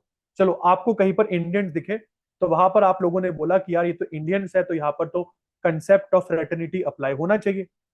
चलिए, वहां पर आपने अप्लाई कर दिया। अब मान के चलो कहीं पर इंडियंस नहीं है, वहां पर आप क्या ये बोलेंगे कि ये इंडियंस नहीं है इसलिए सर यहां पर कंसेप्ट ऑफ फ्रेटर्निटी अप्लाई नहीं होता? भाई, कैसे करोगे apply? Principle of fraternity selectively apply हो ही नहीं सकता under the principle live and let live. इसलिए यहां पर सुप्रीम कोर्ट ने यह माना कि section 6A of citizenship act 1955 constitutionally valid है। आगे चलते हैं, सऊदी अरेबिया की बात करते हैं बेटा। सऊदी अरेबिया ने अभी एक नया डिजिटल प्लेटफॉर्म लॉन्च किया है जिसका नाम रखा है मुसानद। आपको बता दूं, इस डिजिटल प्लेटफॉर्म में सऊदी अरेबिया के बारे में हम सभी जानते हैं, बहुत लाखों की क्वांटिटी में कितने सारे यहाँ पर वर्कर्स जो है, डिग वर्कर्स यहाँ पर जाते हैं, एक्सप्लोरेशन साइट्स पे काम करते हैं, मतलब ऑयल एक्सप्लोरेशन फील्ड्स में काम करते हैं। तो कहा जा रहा है कि इस डिजिटल प्लेटफॉर्म जो मुसानिद जिसका नाम रखा गया है, ये कम से कम 10 अफ्रीकन कंट्रीज और 9 एशियन कंट्रीज के वर्कर्स को काफी हेल्प करेगा। क्यों? क्योंकि अब इस डिजिटल प्लेटफॉर्म पर वर्कर और एम्प्लॉयर, मतलब वो वर्कर जो, मतलब वर्कर जिस कंपनी में काम कर रहा है, उस कंपनी और वर्कर के बीच में जो भी एम्प्लॉयमेंट कॉन्ट्रैक्ट हुए हैं, वो सब वर्कर जो हैं वो ऑनलाइन इजीली एक्सेस और रिव्यू कर सकते हैं। इतना ही नहीं, वर्कर और कंपनी के बीच में होने वाले सारे फाइनेंशियल ट्रांजैक्शंस भी इस पोर्टल पर अवेलेबल होंगे। तो कल को एम्प्लॉयर भी मुकर नहीं सकता, कल को वर्कर भी मुकर नहीं सकता कि सर आपने पेमेंट तो करी नहीं, या एम्प्लॉयर नहीं बोल सकता कि मैंने तो पेमेंट कर दी जबकि उसने करी नहीं हो। तो किसी भी तरीके का कोई भी यहाँ पर अगर क्राइसिस हो या किसी भी तरीके का कोई फ्रॉड, तो यहाँ पर वो नहीं होगा। और ये platform, this platform can also be linked to contract insurance and health benefits. वो सारे वर्कर जो इन देशों से सऊदी अरेबिया में काम करने आ रहे हैं, हमको पता है यार ऑयल फील्ड में काम करना आसान तो है नहीं, कभी भी एक्सीडेंट हो सकता है, जान जा सकती है। तो ऐसे में आपको हेल्थ बेनिफिट्स क्या मिलेंगे, आपके इस कॉन्ट्रैक्ट की, आपके इस कॉन्ट्रैक्ट पर आपको इंश्योरेंस कितने की मिल रही है, बाई चांस अगर जान चली जाए तो आपके घर वालों को कितना पैसा मिलेगा। तो ये सब कुछ जो चीजें हैं, ये मुसानिद इस डिजिटल प्लेटफॉर्म पर अवेलेबल हैं। तो जाहिर सी बात है कि आप ज्यादा से ज्यादा वर्कर्स सऊदी अरब ट्रेवल करेंगे in order to work in the oil fields of the nation. Saudi Arab के बारे में थोड़ा बहुत बता दूं, इस कंट्री की कैपिटल रियाद है। किंग है यहाँ के सलमान बिन अब्दुल अजीज अल सौद। क्राउन प्रिंस है यहाँ पर मोहम्मद बिन सलमान। ऑफिशियल लैंग्वेज है सऊदी अरेबिया की अरेबिक, और करेंसी है यहाँ पर रियाल, सऊदी रियाल। आगे चलते हैं बेटा, कर्नाटक आपके पास आ गया। यहाँ पर कर्नाटक ने वाल्मीकि जयंती के उपलक्ष्य पर, वाल्मीकि जयंती आप सबको पता है 17 अक्टूबर को मनाई जाती है। वाल्मीकि को आदि कवि भी कहा जाता है, कहा जाता है कि संस्कृत लिटरेचर के पहले पहले पोइट थे वाल्मीकि जी। वाल्मीकि जी ने ही महाभारत की रचना करी है ना? रामायण करी है वाल्मीकि ने, महाभारत शायद। यहाँ पे 2 ऋषि मुनि हुए हैं, एक तो है वाल्मीकि, महर्षि वाल्मीकि, और एक है, एक का नाम मैं भूल रहा हूँ। चलिए, मैं अभी थोड़ा पढ़ाते पढ़ते शायद याद आ जाए। तो कर्नाटका की जो गवर्नमेंट है, उन्होंने यहाँ पर जो कर्नाटका के जो चीफ मिनिस्टर है, इनका नाम है Sitaramayya, and he said all the government residential schools, all the government residential schools of Karnataka, they are going to be renamed as Maharishi Valmiki residential schools। तो सभी गवर्नमेंट स्कूल्स का जो नाम है वो यहाँ पर रीनेम कर दिया गया है, वो यहाँ पर रीनेम कर दिया गया है। वाल्मीकि की बात करें तो इन्होंने रामायण लिखी है। हाँ जी, हाँ जी, हाँ जी। और दूसरे जो ऋषि है वो वेद व्यास जी है, उन्होंने महाभारत लिखी है। तो यहाँ पर जो वाल्मीकि जी हैं वो आदि कवि के नाम से फेमस है, लाइक फर्स्ट पोइट माने जाते हैं संस्कृत लिटरेचर के। और वाल्मीकि जयंती पर ही कर्नाटका ने एक बड़ा फैसला सुनाया कि कर्नाटका के जितने भी गवर्नमेंट रेजिडेंशियल स्कूल्स हैं इन सभी का नाम जो है वो चेंज किया जाएगा। Now all the government residential schools of Karnataka will be named as Maharishi Valmiki residential schools. और ये क्यों किया जा रहा है? केवल वाल्मीकि जयंती के उपलक्ष्य पर। तो 17th ऑफ अक्टूबर को मनाया क्या जाता है जनरली? क्या हुआ था इस दिन? वाल्मीकि जी की बर्थ एनिवर्सरी एक्चुअली नहीं। कौन है Valmiki? Valmiki is the writer of Ramayana. वो बात अलग है कि उन्होंने खुद नहीं लिखी थी। इसके बाद आगे बात करते हैं कर्नाटका के बारे में। थोड़ी बहुत चीजें आपको बता दूं। कैपिटल कर्नाटका की बेंगलुरु है। चीफ मिनिस्टर मैंने आपको ये पहले भी बताए थे, सीतारमैया, ये इंडियन नेशनल कांग्रेस के हैं। और गवर्नर यहाँ पर इस समय थवर चंद गहलोत है। आगे चलते हैं बेटा। निकिता पौरवार आपको दिख रही होंगी। निकिता पौरवार फ्रॉम उज्जैन एमपी से। इन्होंने जीत लिया है अभी हाल फिलहाल में title Femina miss India world 2024 का। She has recently won the title of Femina miss India world 2024। और मैडम जो है ये अब इंडिया को रिप्रेजेंट करेंगी मिस वर्ल्ड। ये मिस वर्ल्ड ब्यूटी पेजेंट में इंडिया को रिप्रेजेंट करेंगे। I am talking about Nikita Porwal. और एम एस धोनी की बात करते हैं बेटा, तो एम एस धोनी यहाँ पर गरुड़ एरोस्पेस के ब्रांड एम्बेसडर और स्टेक होल्डर बने रहेंगे। आपको बता दूं धोनी जो इस समय गरुड़ एरोस्पेस के ब्रांड एम्बेसडर के साथ साथ स्टेक होल्डर भी हैं। उन्होंने अपने बिलीफ इस कंपनी के विजन में दिखाए हैं। उन्होंने बोला है कि yes, under this company India will surely be a drone hub in the world by 2030। और कहा जाता है कि गरुड़ एरोस्पेस और एम एस धोनी के बीच में ये एसोसिएशन 2022 में शुरू हुई थी।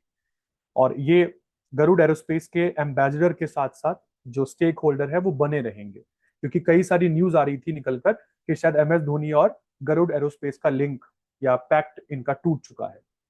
तो ये सारी खबरें तब निकल कर आई जब 100 जो ड्रोन्स है they were launched by prime minister Modi across 100 locations in India. तो यहाँ पर मैं क्लियर कर दूं, गरुड़ एरोस्पेस जो कि एक प्राइवेट कंपनी है, एक प्राइवेट ड्रोन कंपनी है, इस कंपनी का और एम एस धोनी के बीच का जो वो है लिंक जो है वो बना रहेगा। He is going to be the not only the brand ambassador but he will also continue to be the stakeholder of this company. उसके बाद बात करते हैं, इजराइल के फॉरेन मिनिस्टर ने यहां पर कंफर्म कर दिया है कि इजरायली ट्रूप्स ने गाजा में हमास के टॉप लीडर याहया सिनवर को मार दिया है। Yahya Sinwar has been killed by the Israeli troops in Gaza. आपको बता दूं, याहया सिनवर को बताया जाता था कि he is the chief architect of Hamas attack on Israel on 7th of October. 7 अक्टूबर को होने वाले इजराइल पर हमास के अटैक के chief architect, brain child Yahya Sinwar को बताया जाता है। तो याहया सिनवर एक प्रोमिनेंट लीडर थे हमास के, एक पैलेस्टीनियन मिलिटेंट ऑर्गेनाइजेशन को चलाते थे जो गाजा स्ट्रिप में चल रही है, दैट इज हमास। हमास एक पैलेस्टीनियन मिलिटेंट ऑर्गेनाइजेशन है जो गाजा स्ट्रिप में चलती है। और इस हमास ग्रुप को टेररिस्ट ऑर्गेनाइजेशन कई सारे देशों ने बोला है, इंडिया नहीं बोलती है। मैं दोबारा बोल रहा हूं, इंडिया हमास को टेररिस्ट नहीं मानते हैं, बट यूएस, यूरोपियन यूनियन, कई सारे देश हमास ऑर्गेनाइजेशन को ऑटोमेटिकली यहां पर एक टेररिस्ट ऑर्गेनाइजेशन मानते हैं। चलिए जी, दिवाली का सीजन है, सबको पता। और फोन पे ने यहाँ पर एक मस्त इंश्योरेंस स्कीम लॉन्च कर दी है for all the people who are going to celebrate this event. And not only celebrate, but even if you are not celebrating it, you guys can take the benefit of this insurance policy. ये insurance policy phone पे ने Bajaj Allianz general insurance के साथ मिलकर launch करी। बहुत ही affordable है, केवल 9 रुपए का प्रीमियम आपको देना है आने वाले 10 दिनों तक। 25 अक्टूबर से लेके 3 नवंबर तक आपको प्रीमियम पे करना है। केवल 9 रुपए का प्रीमियम है 10 दिनों तक, मतलब 90 रुपए पे करोगे आप लोग, ऑल इंक्लूसिव जीएसटी। 90 रुपए पे करोगे। और अगर इन 10 दिनों के अंदर कोई मिसहैप हो गई आपके साथ, बम फट गया, हाथ जल गया, कोई सांस की दिक्कत हो रही है आपको, तो 25,000 रुपए तक का बीमा आपको बजाज एलियंस करवा के देगा। तो दिवाली में होने वाले एक्सीडेंट्स जो फायर क्रैकर्स की वजह से होते हैं, वो सारे एक्सीडेंट्स इन इस इंश्योरेंस पॉलिसी में कवर है। ठीक है, आपके लिए नहीं, आपकी पूरी फैमिली यहाँ पर कवर है अंडर दिस कंप्लीट पॉलिसी। तो आपको पहले ही बता दूं 25,000 तक का बीमा मिलेगा केवल 90 रुपए में। आगे चलते हैं। चीफ जस्टिस ऑफ इंडिया जो कि आपको दिख रहे होंगे DY चंद्रचूड़, ये रिटायर होने वाले हैं 10 नवंबर को।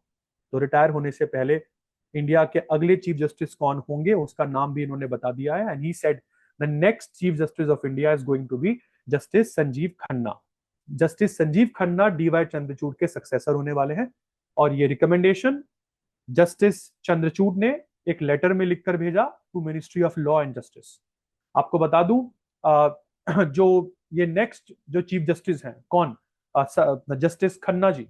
जस्टिस खन्ना जी जो हैं इनका भी टेन्योर केवल 6 महीने का ही रहेगा। मतलब 13 मई 2025 में जस्टिस खन्ना भी रिटायर हो जाएंगे। आखिरकार इतनी जल्दी जल्दी ये क्यों रिटायर हो रहे हैं? क्योंकि आज सुप्रीम कोर्ट में रिटायरमेंट एज 65 ईयर्स की होती है। तो 65 ईयर्स के आप हो जाते हैं तो आप रिटायर हो जाते हैं सुप्रीम कोर्ट में एज अ जज की पोजीशन से। तो सुप्रीम कोर्ट में जस्टिस DY चंद्रचूड़ 65 ईयर्स के हो रहे हैं ऑन 10 नवंबर। तो he is going to be retired on that date. इसलिए इनके अपने रिटायरमेंट के बाद अगला चीफ जस्टिस कौन होगा इसका नाम बताना जरूरी होता है। तो इन्होंने नाम में, लेटर में जस्टिस संजीव खन्ना का नाम लिखा है। तो क्या रीति रिवाज है यार, कौन बनता है चीफ जस्टिस ऑफ इंडिया या chief justice of supreme court? बेटा सुप्रीम कोर्ट में जितने भी जजेस होते हैं उसमें सबसे सीनियर मोस्ट जज इन टर्म्स ऑफ एज उसको ही रिकमेंड किया जाता है as a chief justice of India.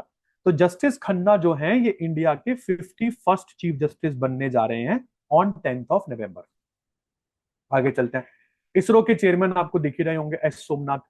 S Somnath जी को अभी हाल फिलहाल में AIU की तरफ से एक बहुत ही prestigious world space award for Chandrayaan 3 remarkable achievement award इनको दिया गया है।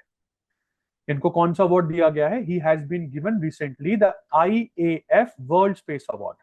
IAF की फुल फॉर्म यहाँ पर इंटरनेशनल एस्ट्रोनॉटिकल फेडरेशन है। तो इंटरनेशनल एस्ट्रोनॉटिकल फेडरेशन के द्वारा इनको वर्ल्ड स्पेस अवार्ड दिया गया। क्यों दिया गया? क्योंकि चंद्रयान 3 में सर ने बहुत ही रिमार्केबल रोल अदा किया।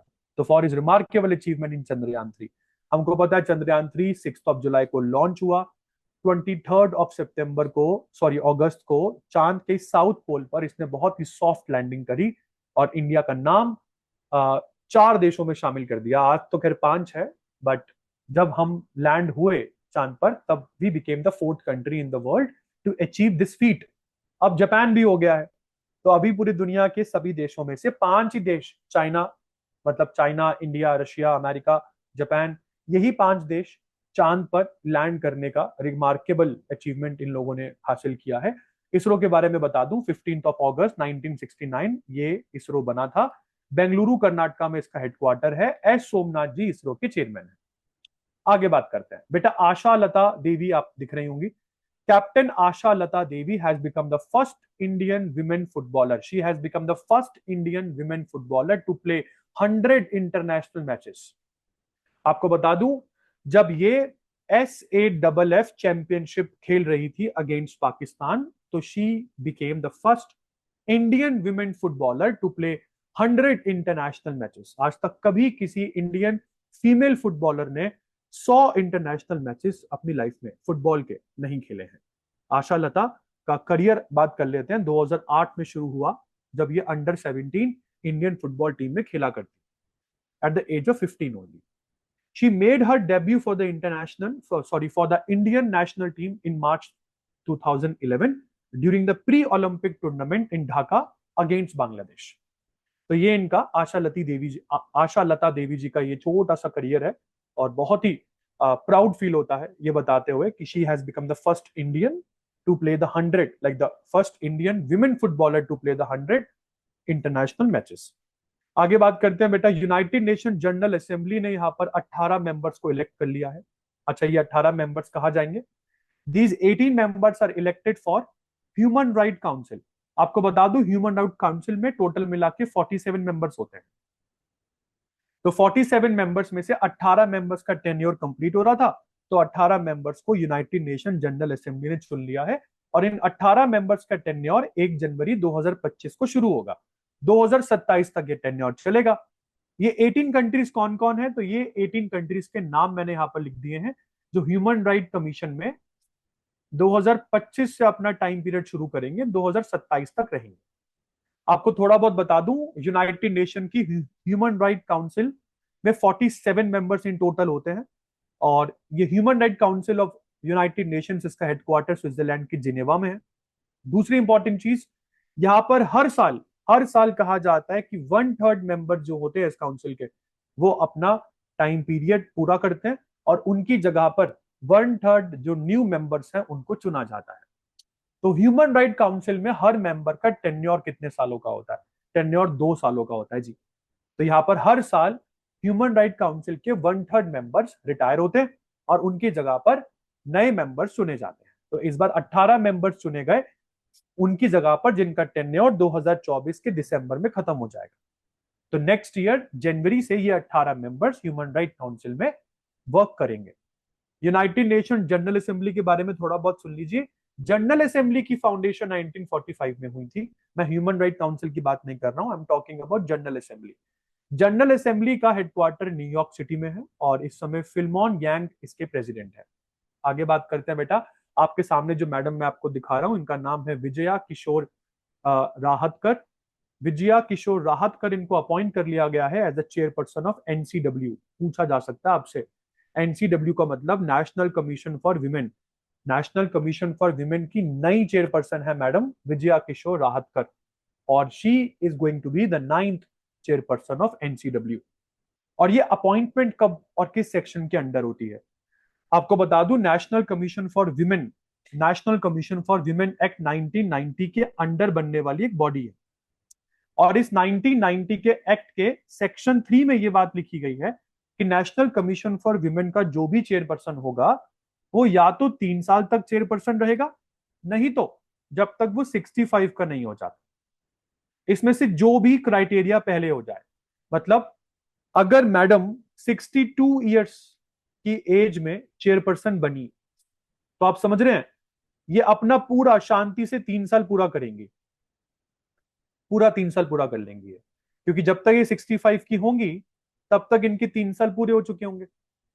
बट अगर मान के चलो कि मैडम अगर 64 ईयर्स में बनती है चेयरपर्सन, तो ये 3 साल पूरे नहीं कर पाएंगी, इनका टेन्योर केवल 1 साल का ही होगा, क्योंकि यहां पर लिखा हुआ है कि either you become the chairperson for 3 years और until the age of 65, whichever comes first, इसमें से जो पहले आ जाए। तो section 3 national commission for women act 1990, यहां पर याद करके जाना। I am talking about Vijaya Kishore Rahatkar. Madam is going to be the 9th chairperson of national commission for women. चलिए जी, इसके बाद आगे बात करते हैं। यहाँ पर जिन मैडम का मैं बात कर रहा हूं, यहाँ पर उनका नाम है क्रिस्टीना कूच। क्रिस्टीना कूच कौन है? इनकी फोटो साइड में आप लोगों को दिख रही होंगी।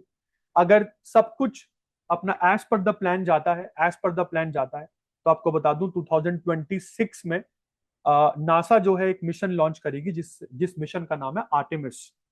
2026 में नासा एक मिशन लॉन्च करेगी, जिस मिशन का नाम है आर्टेमिस 3। अगर आपको याद आ रहा हो, नासा की तरफ से अपोलो मिशन लॉन्च किए गए थे। चांद पर ये लोग एस्ट्रोनॉट्स को उतारते थे। सबसे पहला मिशन था अपोलो 11, जिसमें नील आर्मस्ट्रॉन्ग ये गए थे, और वो बन गए थे पहले मैन टू लैंड ओवर और to to step on the surface of moon.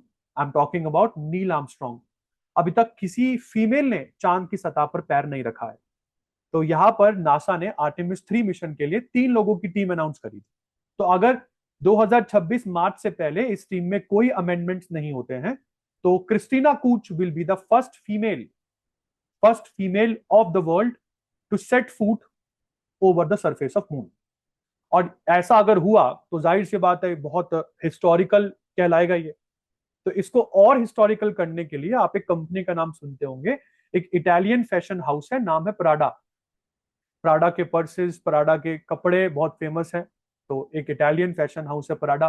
Prada ने यहाँ पर ये बोला है कि सर देखो, जो भी विमेन एस्ट्रोनॉट जाएंगी ना अर्थ से चांद के लिए, उनको जो सूट मतलब जो एस्ट्रोनॉट सूट जो उनका होगा, जिनको आप स्पेस सूट कहते हैं, वो स्पेस सूट उन मैडम का हम बना कर देंगे। तो पराडा जो है उन्होंने यहाँ पर ये अनाउंस किया, उन्होंने कोलैबोरेशन करी नासा के साथ, national aeronautics and space administration के साथ पराडा ने यहाँ पर कोलैबोरेशन किया और उन्होंने ये बोला कि सर देखिए जो भी विमेन, जो भी फीमेल जाएंगी वर्ल्ड से, अर्थ से अपना मून की तरफ, तो उनका जो स्पेस सूट है वो हम डिजाइन करके देंगे। क्योंकि देखिए आप हिस्ट्री तो क्रिएट ही कर रहे हैं, इस हिस्ट्री के साथ साथ एक हिस्ट्री हम भी क्रिएट कर देंगे कि उस वुमेन ने पराडा का सूट पहना था। तो इस स्पेस सूट का नाम क्या रखेगा ये इटालियन फैशन हाउस पराडा? इस स्पेस सूट का नाम भी रखा गया है, स्पेस सूट का नाम है EXEMU। स्पेस सूट का नाम है EXEMU। यहाँ पर AXEMU का मतलब क्या है, सॉरी माफ कीजिएगा, AXEMU, यहाँ पर AXEMU का मतलब है axiom extra vehicular mobility unit. तो अगर आपसे पूछा जाए व्हाट इज दिस AXEMU, तो आप बोलेंगे सर ये एक स्पेस सूट है design by the Italian fashion house Prada, और ये वो लड़की पहन के जाएंगी जो आर्टेमिस 3 मिशन में बैठकर चांद के सरफेस पर लैंड करने वाली पहली विमेन बनेंगी। ठीक है, तो आर्टेमिस 3 मिशन नासा लॉन्च करेगा मार्च 2026 के आसपास, तब आप ये देखेंगे। तो it is design not just for aesthetics, sorry aesthetics, but it is also design for performance, durability, adaptability. तो मतलब बहुत ही कटिंग एज टेक्नोलॉजी के साथ ये स्पेस सूट जो है वो डिजाइन करेगा प्राडा। तो ये पहनेंगे क्रिस्टीना कूच, अगर मैडम का नाम एज इट इज रहता है लिस्ट में। आगे चलते हैं बेटा, चलिए जी। उसके बाद इंडियन नेवी और रॉयल नेवी ऑफ ओमान के बीच में एक मैरीटाइम एक्सरसाइज हुई 13 अक्टूबर से 18 अक्टूबर के बीच, जिस एक्सरसाइज का नाम है नसीम अल बहर। फिर मैं लाहौर की बात करता हूं, ये सबको ऑलमोस्ट पता ही होगा। Lahore ranked as the world most polluted city for the second consecutive time in a week. ये भी बता दूं, दूसरी बार इन अ वीक लाहौर को यहाँ पर रैंक मिला है मोस्ट पोल्यूटेड सिटी का। मोस्ट पोल्यूटेड सिटी लाहौर का AQI 208 सरपास कर गया था, मतलब second time in a week, जब दिल्ली का AQI 164 था। जब दिल्ली का AQI 164 था, लाहौर का 208 हो गया था। अब हमारा AQI 350 है, तो आप लाहौर का AQI यहाँ पर देख लेना। उसके बाद इंटरनेशनल स्टटरिंग अवेयरनेस डे को हम लोग सेलिब्रेट करते हैं 22 अक्टूबर को, स्टटरिंग अवेयरनेस डे 22 अक्टूबर।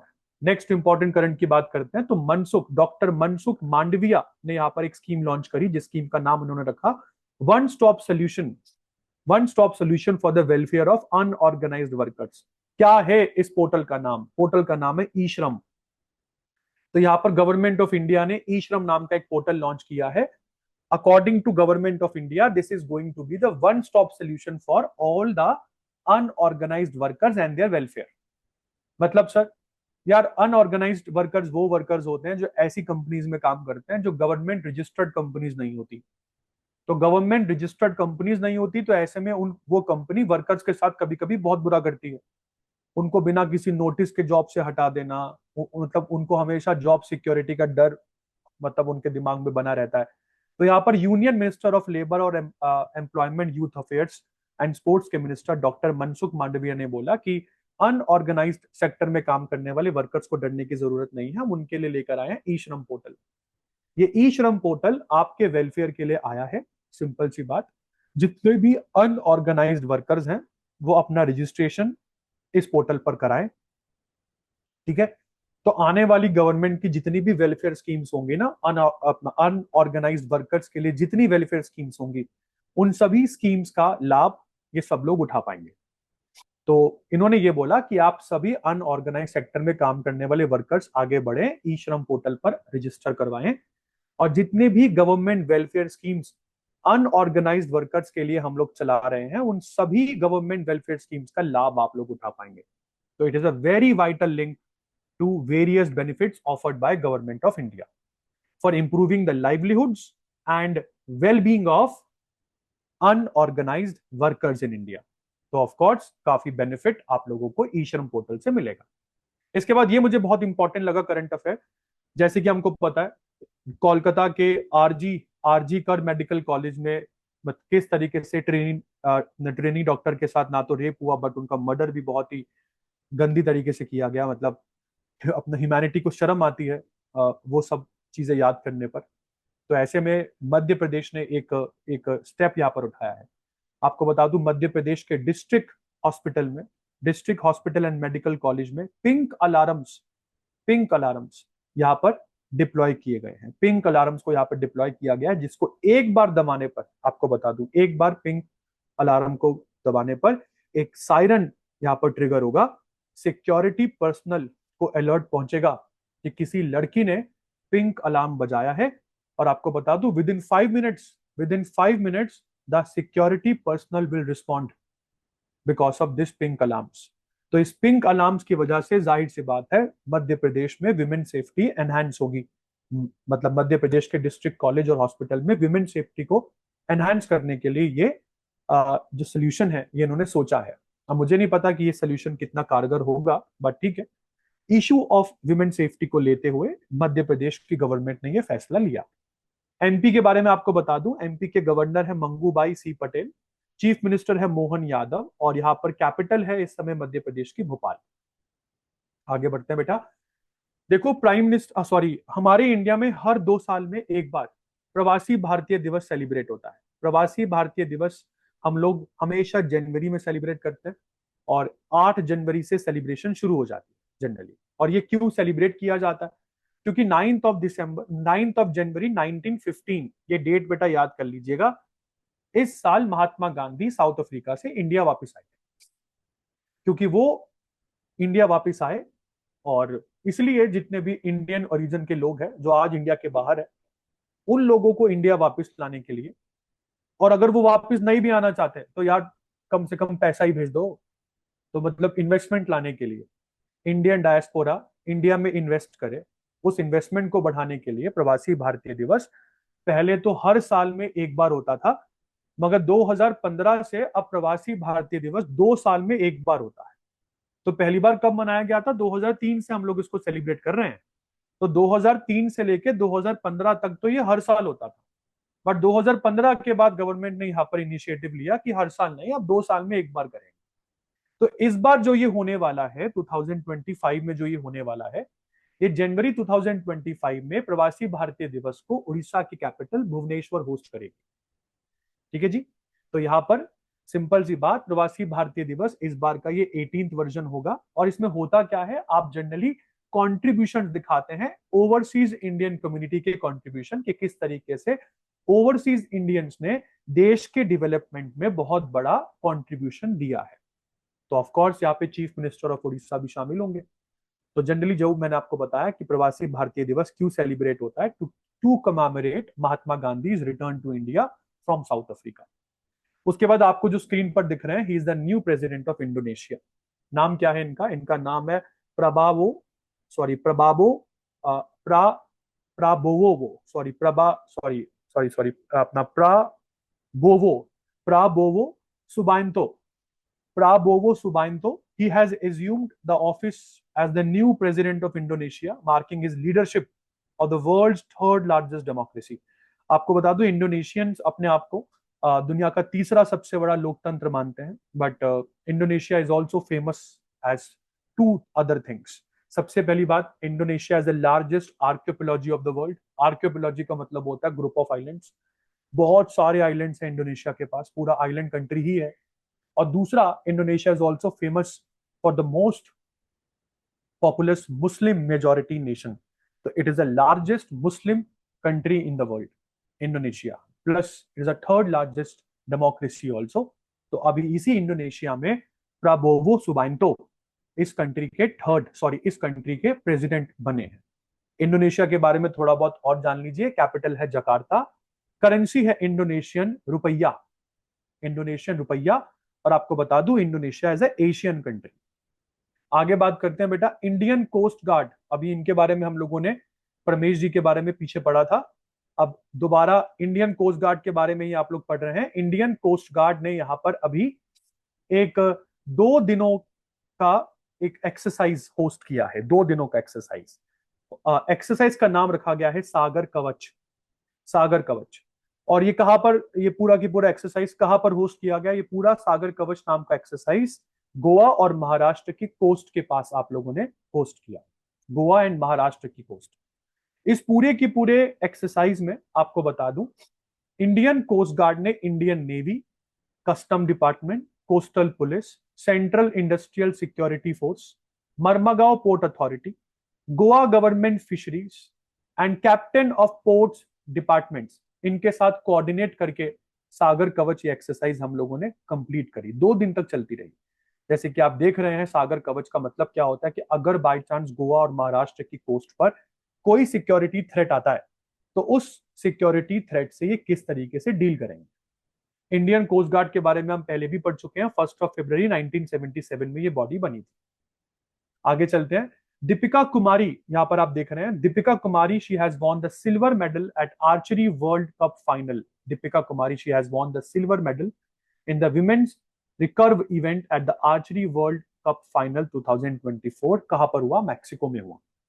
इसके बाद मैं बात कर रहा हूं वर्ल्ड आयोडीन डेफिशिएंसी डे की। तो वर्ल्ड आयोडीन डेफिशिएंसी डे 21 अक्टूबर को सेलिब्रेट किया जाता है। नेक्स्ट इंपॉर्टेंट आपके पास यहां पर आ गया pension regulatory, pension fund regulatory and development authority of India, जिसको PFRDA कहते हैं, pension fund regulatory and development authority of India.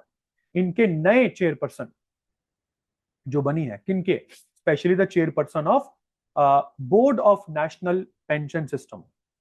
जो नेशनल पेंशन सिस्टम है वो PFRDA के अंडर ही चलता है। तो PFRDA के under national pension system board के नई चेयरपर्सन यहां पर बनी है Chitra Jayasimha. Chitra Jayasimha, she has become the new chairperson of the board of national pension system. अगर आपसे कोई पूछे national NPS, national pension system कौन सी बॉडी रेगुलेट करती है, तो बॉडी का नाम है PFRDA, pension fund regulatory and development authority. तो PFRDA इस बॉडी के अंदर नेशनल पेंशन स्कीम सिस्टम चलता है। 17 अक्टूबर से मैडम यहाँ पर इन्होंने अपना रोल अदा किया, मतलब अपना ऑफिस एज्यूम किया। फिर आप देखते हैं यहाँ पर वियतनाम। वियतनाम ने इलेक्ट कर लिया है Luong Cuong, Luong Cuong, who is the military general of Vietnam, as his new president. तो वियतनाम के नए राष्ट्रपति बने हैं लियोंग अपना क्योंग। आपको बता दूं, ही is the new president of Vietnam and he is the fourth official, he is the fourth military official to hold this position in the last 18 months. आपको बता दूं, वियतनाम में प्रेसिडेंट कोई बहुत बड़ी पोस्ट नहीं है। वियतनाम में प्रेसिडेंट सेकंड हाईएस्ट रोल अदा करता है, और वियतनाम के प्रेसिडेंट का सेकंड हाईएस्ट रोल है वियतनाम में। तो हाईएस्ट रोल कौन करता है, मतलब who is the most powerful ruler, who is the most powerful authority of Vietnam. तो वियतनाम का सबसे पावरफुल अथॉरिटी यहाँ पर जनरल सेक्रेटरी होता है। तो general secretary is the most powerful position in Vietnam. जबकि प्रेसिडेंट तो केवल एक सेरेमोनियल ड्यूटीज के लिए आप लोग चुन लेते हैं, जैसे इंडिया में भी होता है ना। इंडिया में राष्ट्रपति कौन है? आज भले ही हाईएस्ट बॉडी है इंडिया में, but president of India is a nominal head, the real head is the prime minister of India. तो उसी तरीके से वियतनाम में general secretary is the most powerful position, whereas the president is a second highest role. तो यहाँ पर मैं president of Vietnam की बात कर रहा हूँ, लियोंग योंग, वो जो एक मिलिट्री जनरल है, ये वियतनाम के नए प्रेसिडेंट बने। वियतनाम की कैपिटल हैनोई है और यहाँ पर डोंग करेंसी चलती है। आगे चल रहा हूं बेटा। इंडिया ने लॉन्च करा है fourth nuclear submarine which is equipped with advanced weapons. India की ये चौथी nuclear power ballistic missile submarine, जिसको SSBN कहते हैं। इस सबमरीन को S4 एस्ट्रिक या S4 स्टार के नाम से भी डिनोट किया जाता है। ये इंडिया की चौथी सबसे बड़ी न्यूक्लियर सबमरीन है, जो कि इक्विप्ड की गई है ballistic missiles advanced weapon system के साथ, और it is launched into water at the ship building centre at Visakhapatnam. तो विशाखापट्टनम के शिप बिल्डिंग सेंटर में इंडिया की SSBN नामक न्यूक्लियर सबमरीन हमने पानी में उतार दी है। आपको बता दूं, ये सबमरीन INS अरिहंत से बड़ी और ज्यादा कैपेबल है। ये एक सबमरीन INS अरिहंत से भी बड़ी है और कैपेबल है। INS अरिहंत इंडिया की S2 सबमरीन है, S2 क्लास की सबमरीन है। इसको हमने S4 बोला है, जहां तक क्लियर है। और S4 में बहुत सी चीजें जो लगी हैं वो इंडिजिनस कंटेंट को दिखाती है। मतलब S4 सबमरीन जो आप देख रहे हैं, इस सबमरीन में बहुत सारी चीजें इंडिजिनस कंटेंट को शोकेस करती है। तो इसका मतलब हम ये दिखाना चाह रहे हैं सबमरीन को दिखाते हुए कि देखिए आज इंडिया के पास एक कैपेसिटी है कि इंडिया आज खुद की सबमरीन बना सकता है। आपको बता दूं सबमरीन होती बहुतों के पास है, बट हर देश सबमरीन नहीं बना पाता। सबमरीन बनाने के लिए भी टेक्नोलॉजी चाहिए आप लोगों को। तो करंट स्टेटस ऑफ एसएसबीएन के बारे में बताऊं, इंडिया के पास इस समय कितनी एसएसबीएन सबमरीन्स हैं। तो इंडिया के पास इस समय 2 ऑपरेशनल एसएसबीएन सबमरीन्स हैं। कौन सी 2? S2 और S3। और इसी के साथ ये जो S4 है, S4 ये इंडिया की नई nuclear powered ballistic missile submarine बन चुकी है, जिसको हमने एसएसबीएन बोला। अगर कोई यहाँ पर फुल फॉर्म पूछ ले एसएसबीएन की, तो यहाँ पर एसएसबीएन की फुल फॉर्म है nuclear powered ballistic missile submarine. ठीक है जी। अच्छा, इस S4 सबमरीन का कुछ नाम तो रखा गया होगा सर। नाम क्या है इसका? इसका नाम है INS अपना अरिदमान। INS अरिदमान इस S4 सबमरीन का नाम है। S2 सबमरीन का नाम INS अरिहंत था और S3 सबमरीन का नाम INS अरिघाट था। अरिघाट सबमरीन को अगस्त 2024 में हमने लॉन्च किया। अरिहंत सबमरीन को अगस्त 2016 में लॉन्च किया। और अब S4 सबमरीन आपके पास आ गई है जिसका नाम है INS अरिधमान। इसको बेटा केवल सी ट्रायल्स के लिए उतारा गया है, सी ट्रायल्स के लिए। ये भी आपको बता दूं, इसको कमीशन नहीं किया गया अभी तक। तो अगर if everything goes well according to the plan, तो हो सकता है आने वाले कुछ महीनों में 2025 में इस सबमरीन को इंडियन नेवी को सौंप दिया जाए। तो फिलहाल this submarine is undergoing some sea trials. Next important चीज आपके पास आ जाती है करतारपुर कॉरिडोर। आपको बता दूं इंडिया और पाकिस्तान के बीच में चलने वाला ये कुछ बहुत ही सक्सेसफुल एग्रीमेंट है। करतारपुर वो जगह है जिसको आप ननकाना साहिब भी कहते हैं। ये वो जगह है जहां पर गुरु नानक देव जी का जन्म हुआ था, और ये कह लीजिए जहां पर उन्होंने अपने कुछ आखिरी दिन बिताए। तो इंडिया पाकिस्तान आज की डेट में, ये करतारपुर जो है ये पाकिस्तान में है, तो बहुत सारे सिखों का बहुत पायस प्लेस है, तो सिखों को तो जाना है यहाँ पर। तो इंडिया और पाकिस्तान ने यहाँ पर अपने करतारपुर एग्रीमेंट को दोबारा से रिन्यू कर दिया है। आपको बता दूं इंडिया और पाकिस्तान का ये करतारपुर एग्रीमेंट 5 सालों के लिए चलता है। हर 5 सालों के बाद ये इसको रिन्यू करते हैं। हालांकि इंडिया और पाकिस्तान के बीच में रिलेशंस बहुत अच्छे नहीं चल रहे हैं, बट फिर भी इन्होंने करतारपुर एग्रीमेंट को यहाँ पर रिन्यू कर दिया है। अब ये 2029 तक के लिए बढ़ा दिया गया है। इसका मतलब ये है कि भले ही इंडिया और पाकिस्तान के रिलेशंस बहुत अच्छे ना हो, बट फिर भी ये दोनों कंट्रीज रिलीजियस बैकग्राउंड पर काफी अच्छा काम कर रही हैं।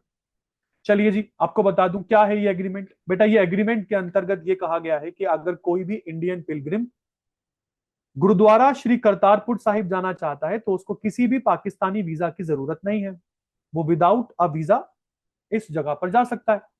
आपको केवल एक नॉमिनल फीस पे करनी है, दैट इज $20 पर पर्सन। आप $20 पर पर्सन की फीस पे कीजिए और पाकिस्तान के इस करतारपुर साहिब में जाइए। कोई भी इंडियन पिलग्रिम अगर यहाँ पर आना चाहता है तो आ सकता है। तो करतारपुर कॉरिडोर आपको बता दूं डेरा बाबा नानक जो इंडिया के पंजाब में है, डेरा बाबा नानक से 4.1 किलोमीटर दूर है करतारपुर कॉरिडोर। ठीक है जी। तो श्री करतारपुर कॉरिडोर में जो गुरुद्वारा है, उस गुरुद्वारे में कहा जाता है कि गुरु नानक देव जी जो कि फाउंडर है सिखिज्म के, उन्होंने अपनी जिंदगी के कुछ आखिरी साल यही बिताए थे। तो पिलग्रिम्स के लिए तो बहुत इंपॉर्टेंट जगह हो जाती है। इसके बाद बेटा 24 अक्टूबर को सेलिब्रेट होता है वर्ल्ड पोलियो डे, और इसी के साथ आज का आखिरी current United Nations day which is celebrated on 24 October. United Nations को हम लोगों ने बनाया था 1945 में। आपको पता ही है सेकेंड वर्ल्ड वॉर के खत्म होने के बाद इसको बनाया गया था। लीग ऑफ नेशंस का सक्सेसर है ये। और यूनाइटेड नेशंस को बनाया भी केवल इसलिए गया था कि थर्ड वर्ल्ड वॉर ना हो। यूनाइटेड नेशंस के 6 प्रिंसिपल ऑर्गन्स हैं, 6 प्रिंसिपल ऑर्गन्स हैं। और आपको मुझे कमेंट सेक्शन पर यह बताना है कि which is the organ of United nation which is not at all active nowadays. 6 organs में से ऐसा कौन सा ऑर्गन है यूएन का जो आज की डेट में बहुत ज्यादा इंपॉर्टेंट है नहीं। तो इसी के साथ ये वीडियो हो जाती है यहीं पर खत्म। मिलते हैं बेटा नेक्स्ट वीडियो में, जहां पर अक्टूबर के 25 ऑफ अक्टूबर से 31 ऑफ अक्टूबर के इंपॉर्टेंट टॉपिक्स को हम लोग कवर करेंगे। ये वीडियो थोड़ी लंबी होनी ही थी क्योंकि इसमें मैंने 15 ऑफ अक्टूबर से 24 ऑफ अक्टूबर तक के करंट यहाँ पर कवर करे हैं। तो मतलब in this video I have covered the current of 10 days. वैसे यूजुअली एक वीक में 7 दिन होते हैं, क्योंकि लास्ट वाली वीडियो थोड़ी लंबी हो जाती है, इसलिए मैंने थर्ड वाली वीडियो में थोड़े ज्यादा टॉपिक्स को कवर कर लिया बेटा। तो इसी तरह की वीडियोस देखने के लिए जरूर एडू प्रेपरेटर को सब्सक्राइब कीजिएगा। हम बहुत मेहनत कर रहे हैं यार आपके लिए। इतनी डिटेल्ड वीडियो जो सभी एग्जाम्स के लिए बहुत इंपॉर्टेंट है। In total in this video I covered I think more than 50 topics today. तो नेक्स्ट वीडियो में भी आप कुछ 30-35 टॉपिक्स मेरे साथ कवर करेंगे, और अनइंटरप्टेडली इन वीडियोस को देखने के लिए जरूर सब्सक्राइब कर लेना याद से, and also share it with your friends if you like it, so that they can also enjoy the benefits of all the current affairs going on over the Edu Preparator YouTube channel। और ज्यादा information के लिए आप channel पर नीचे comment section पर comment लिख सकते हैं, डिस्क्रिप्शन पर हमारे पास नंबर्स हैं। अगर आपको सीयूईटी और क्लैट की प्रिपरेशन कर रहे हैं आप, and if you require any kind of guidance, guidance is provided free of cost, उसका कोई कॉस्ट नहीं है, and we at Edu Preparator ensure कि हर बच्चे को सही गाइडेंस मिल सके। Thank you dear, this is Deepak Singal signing off, will see you in the next video so soon, thank you।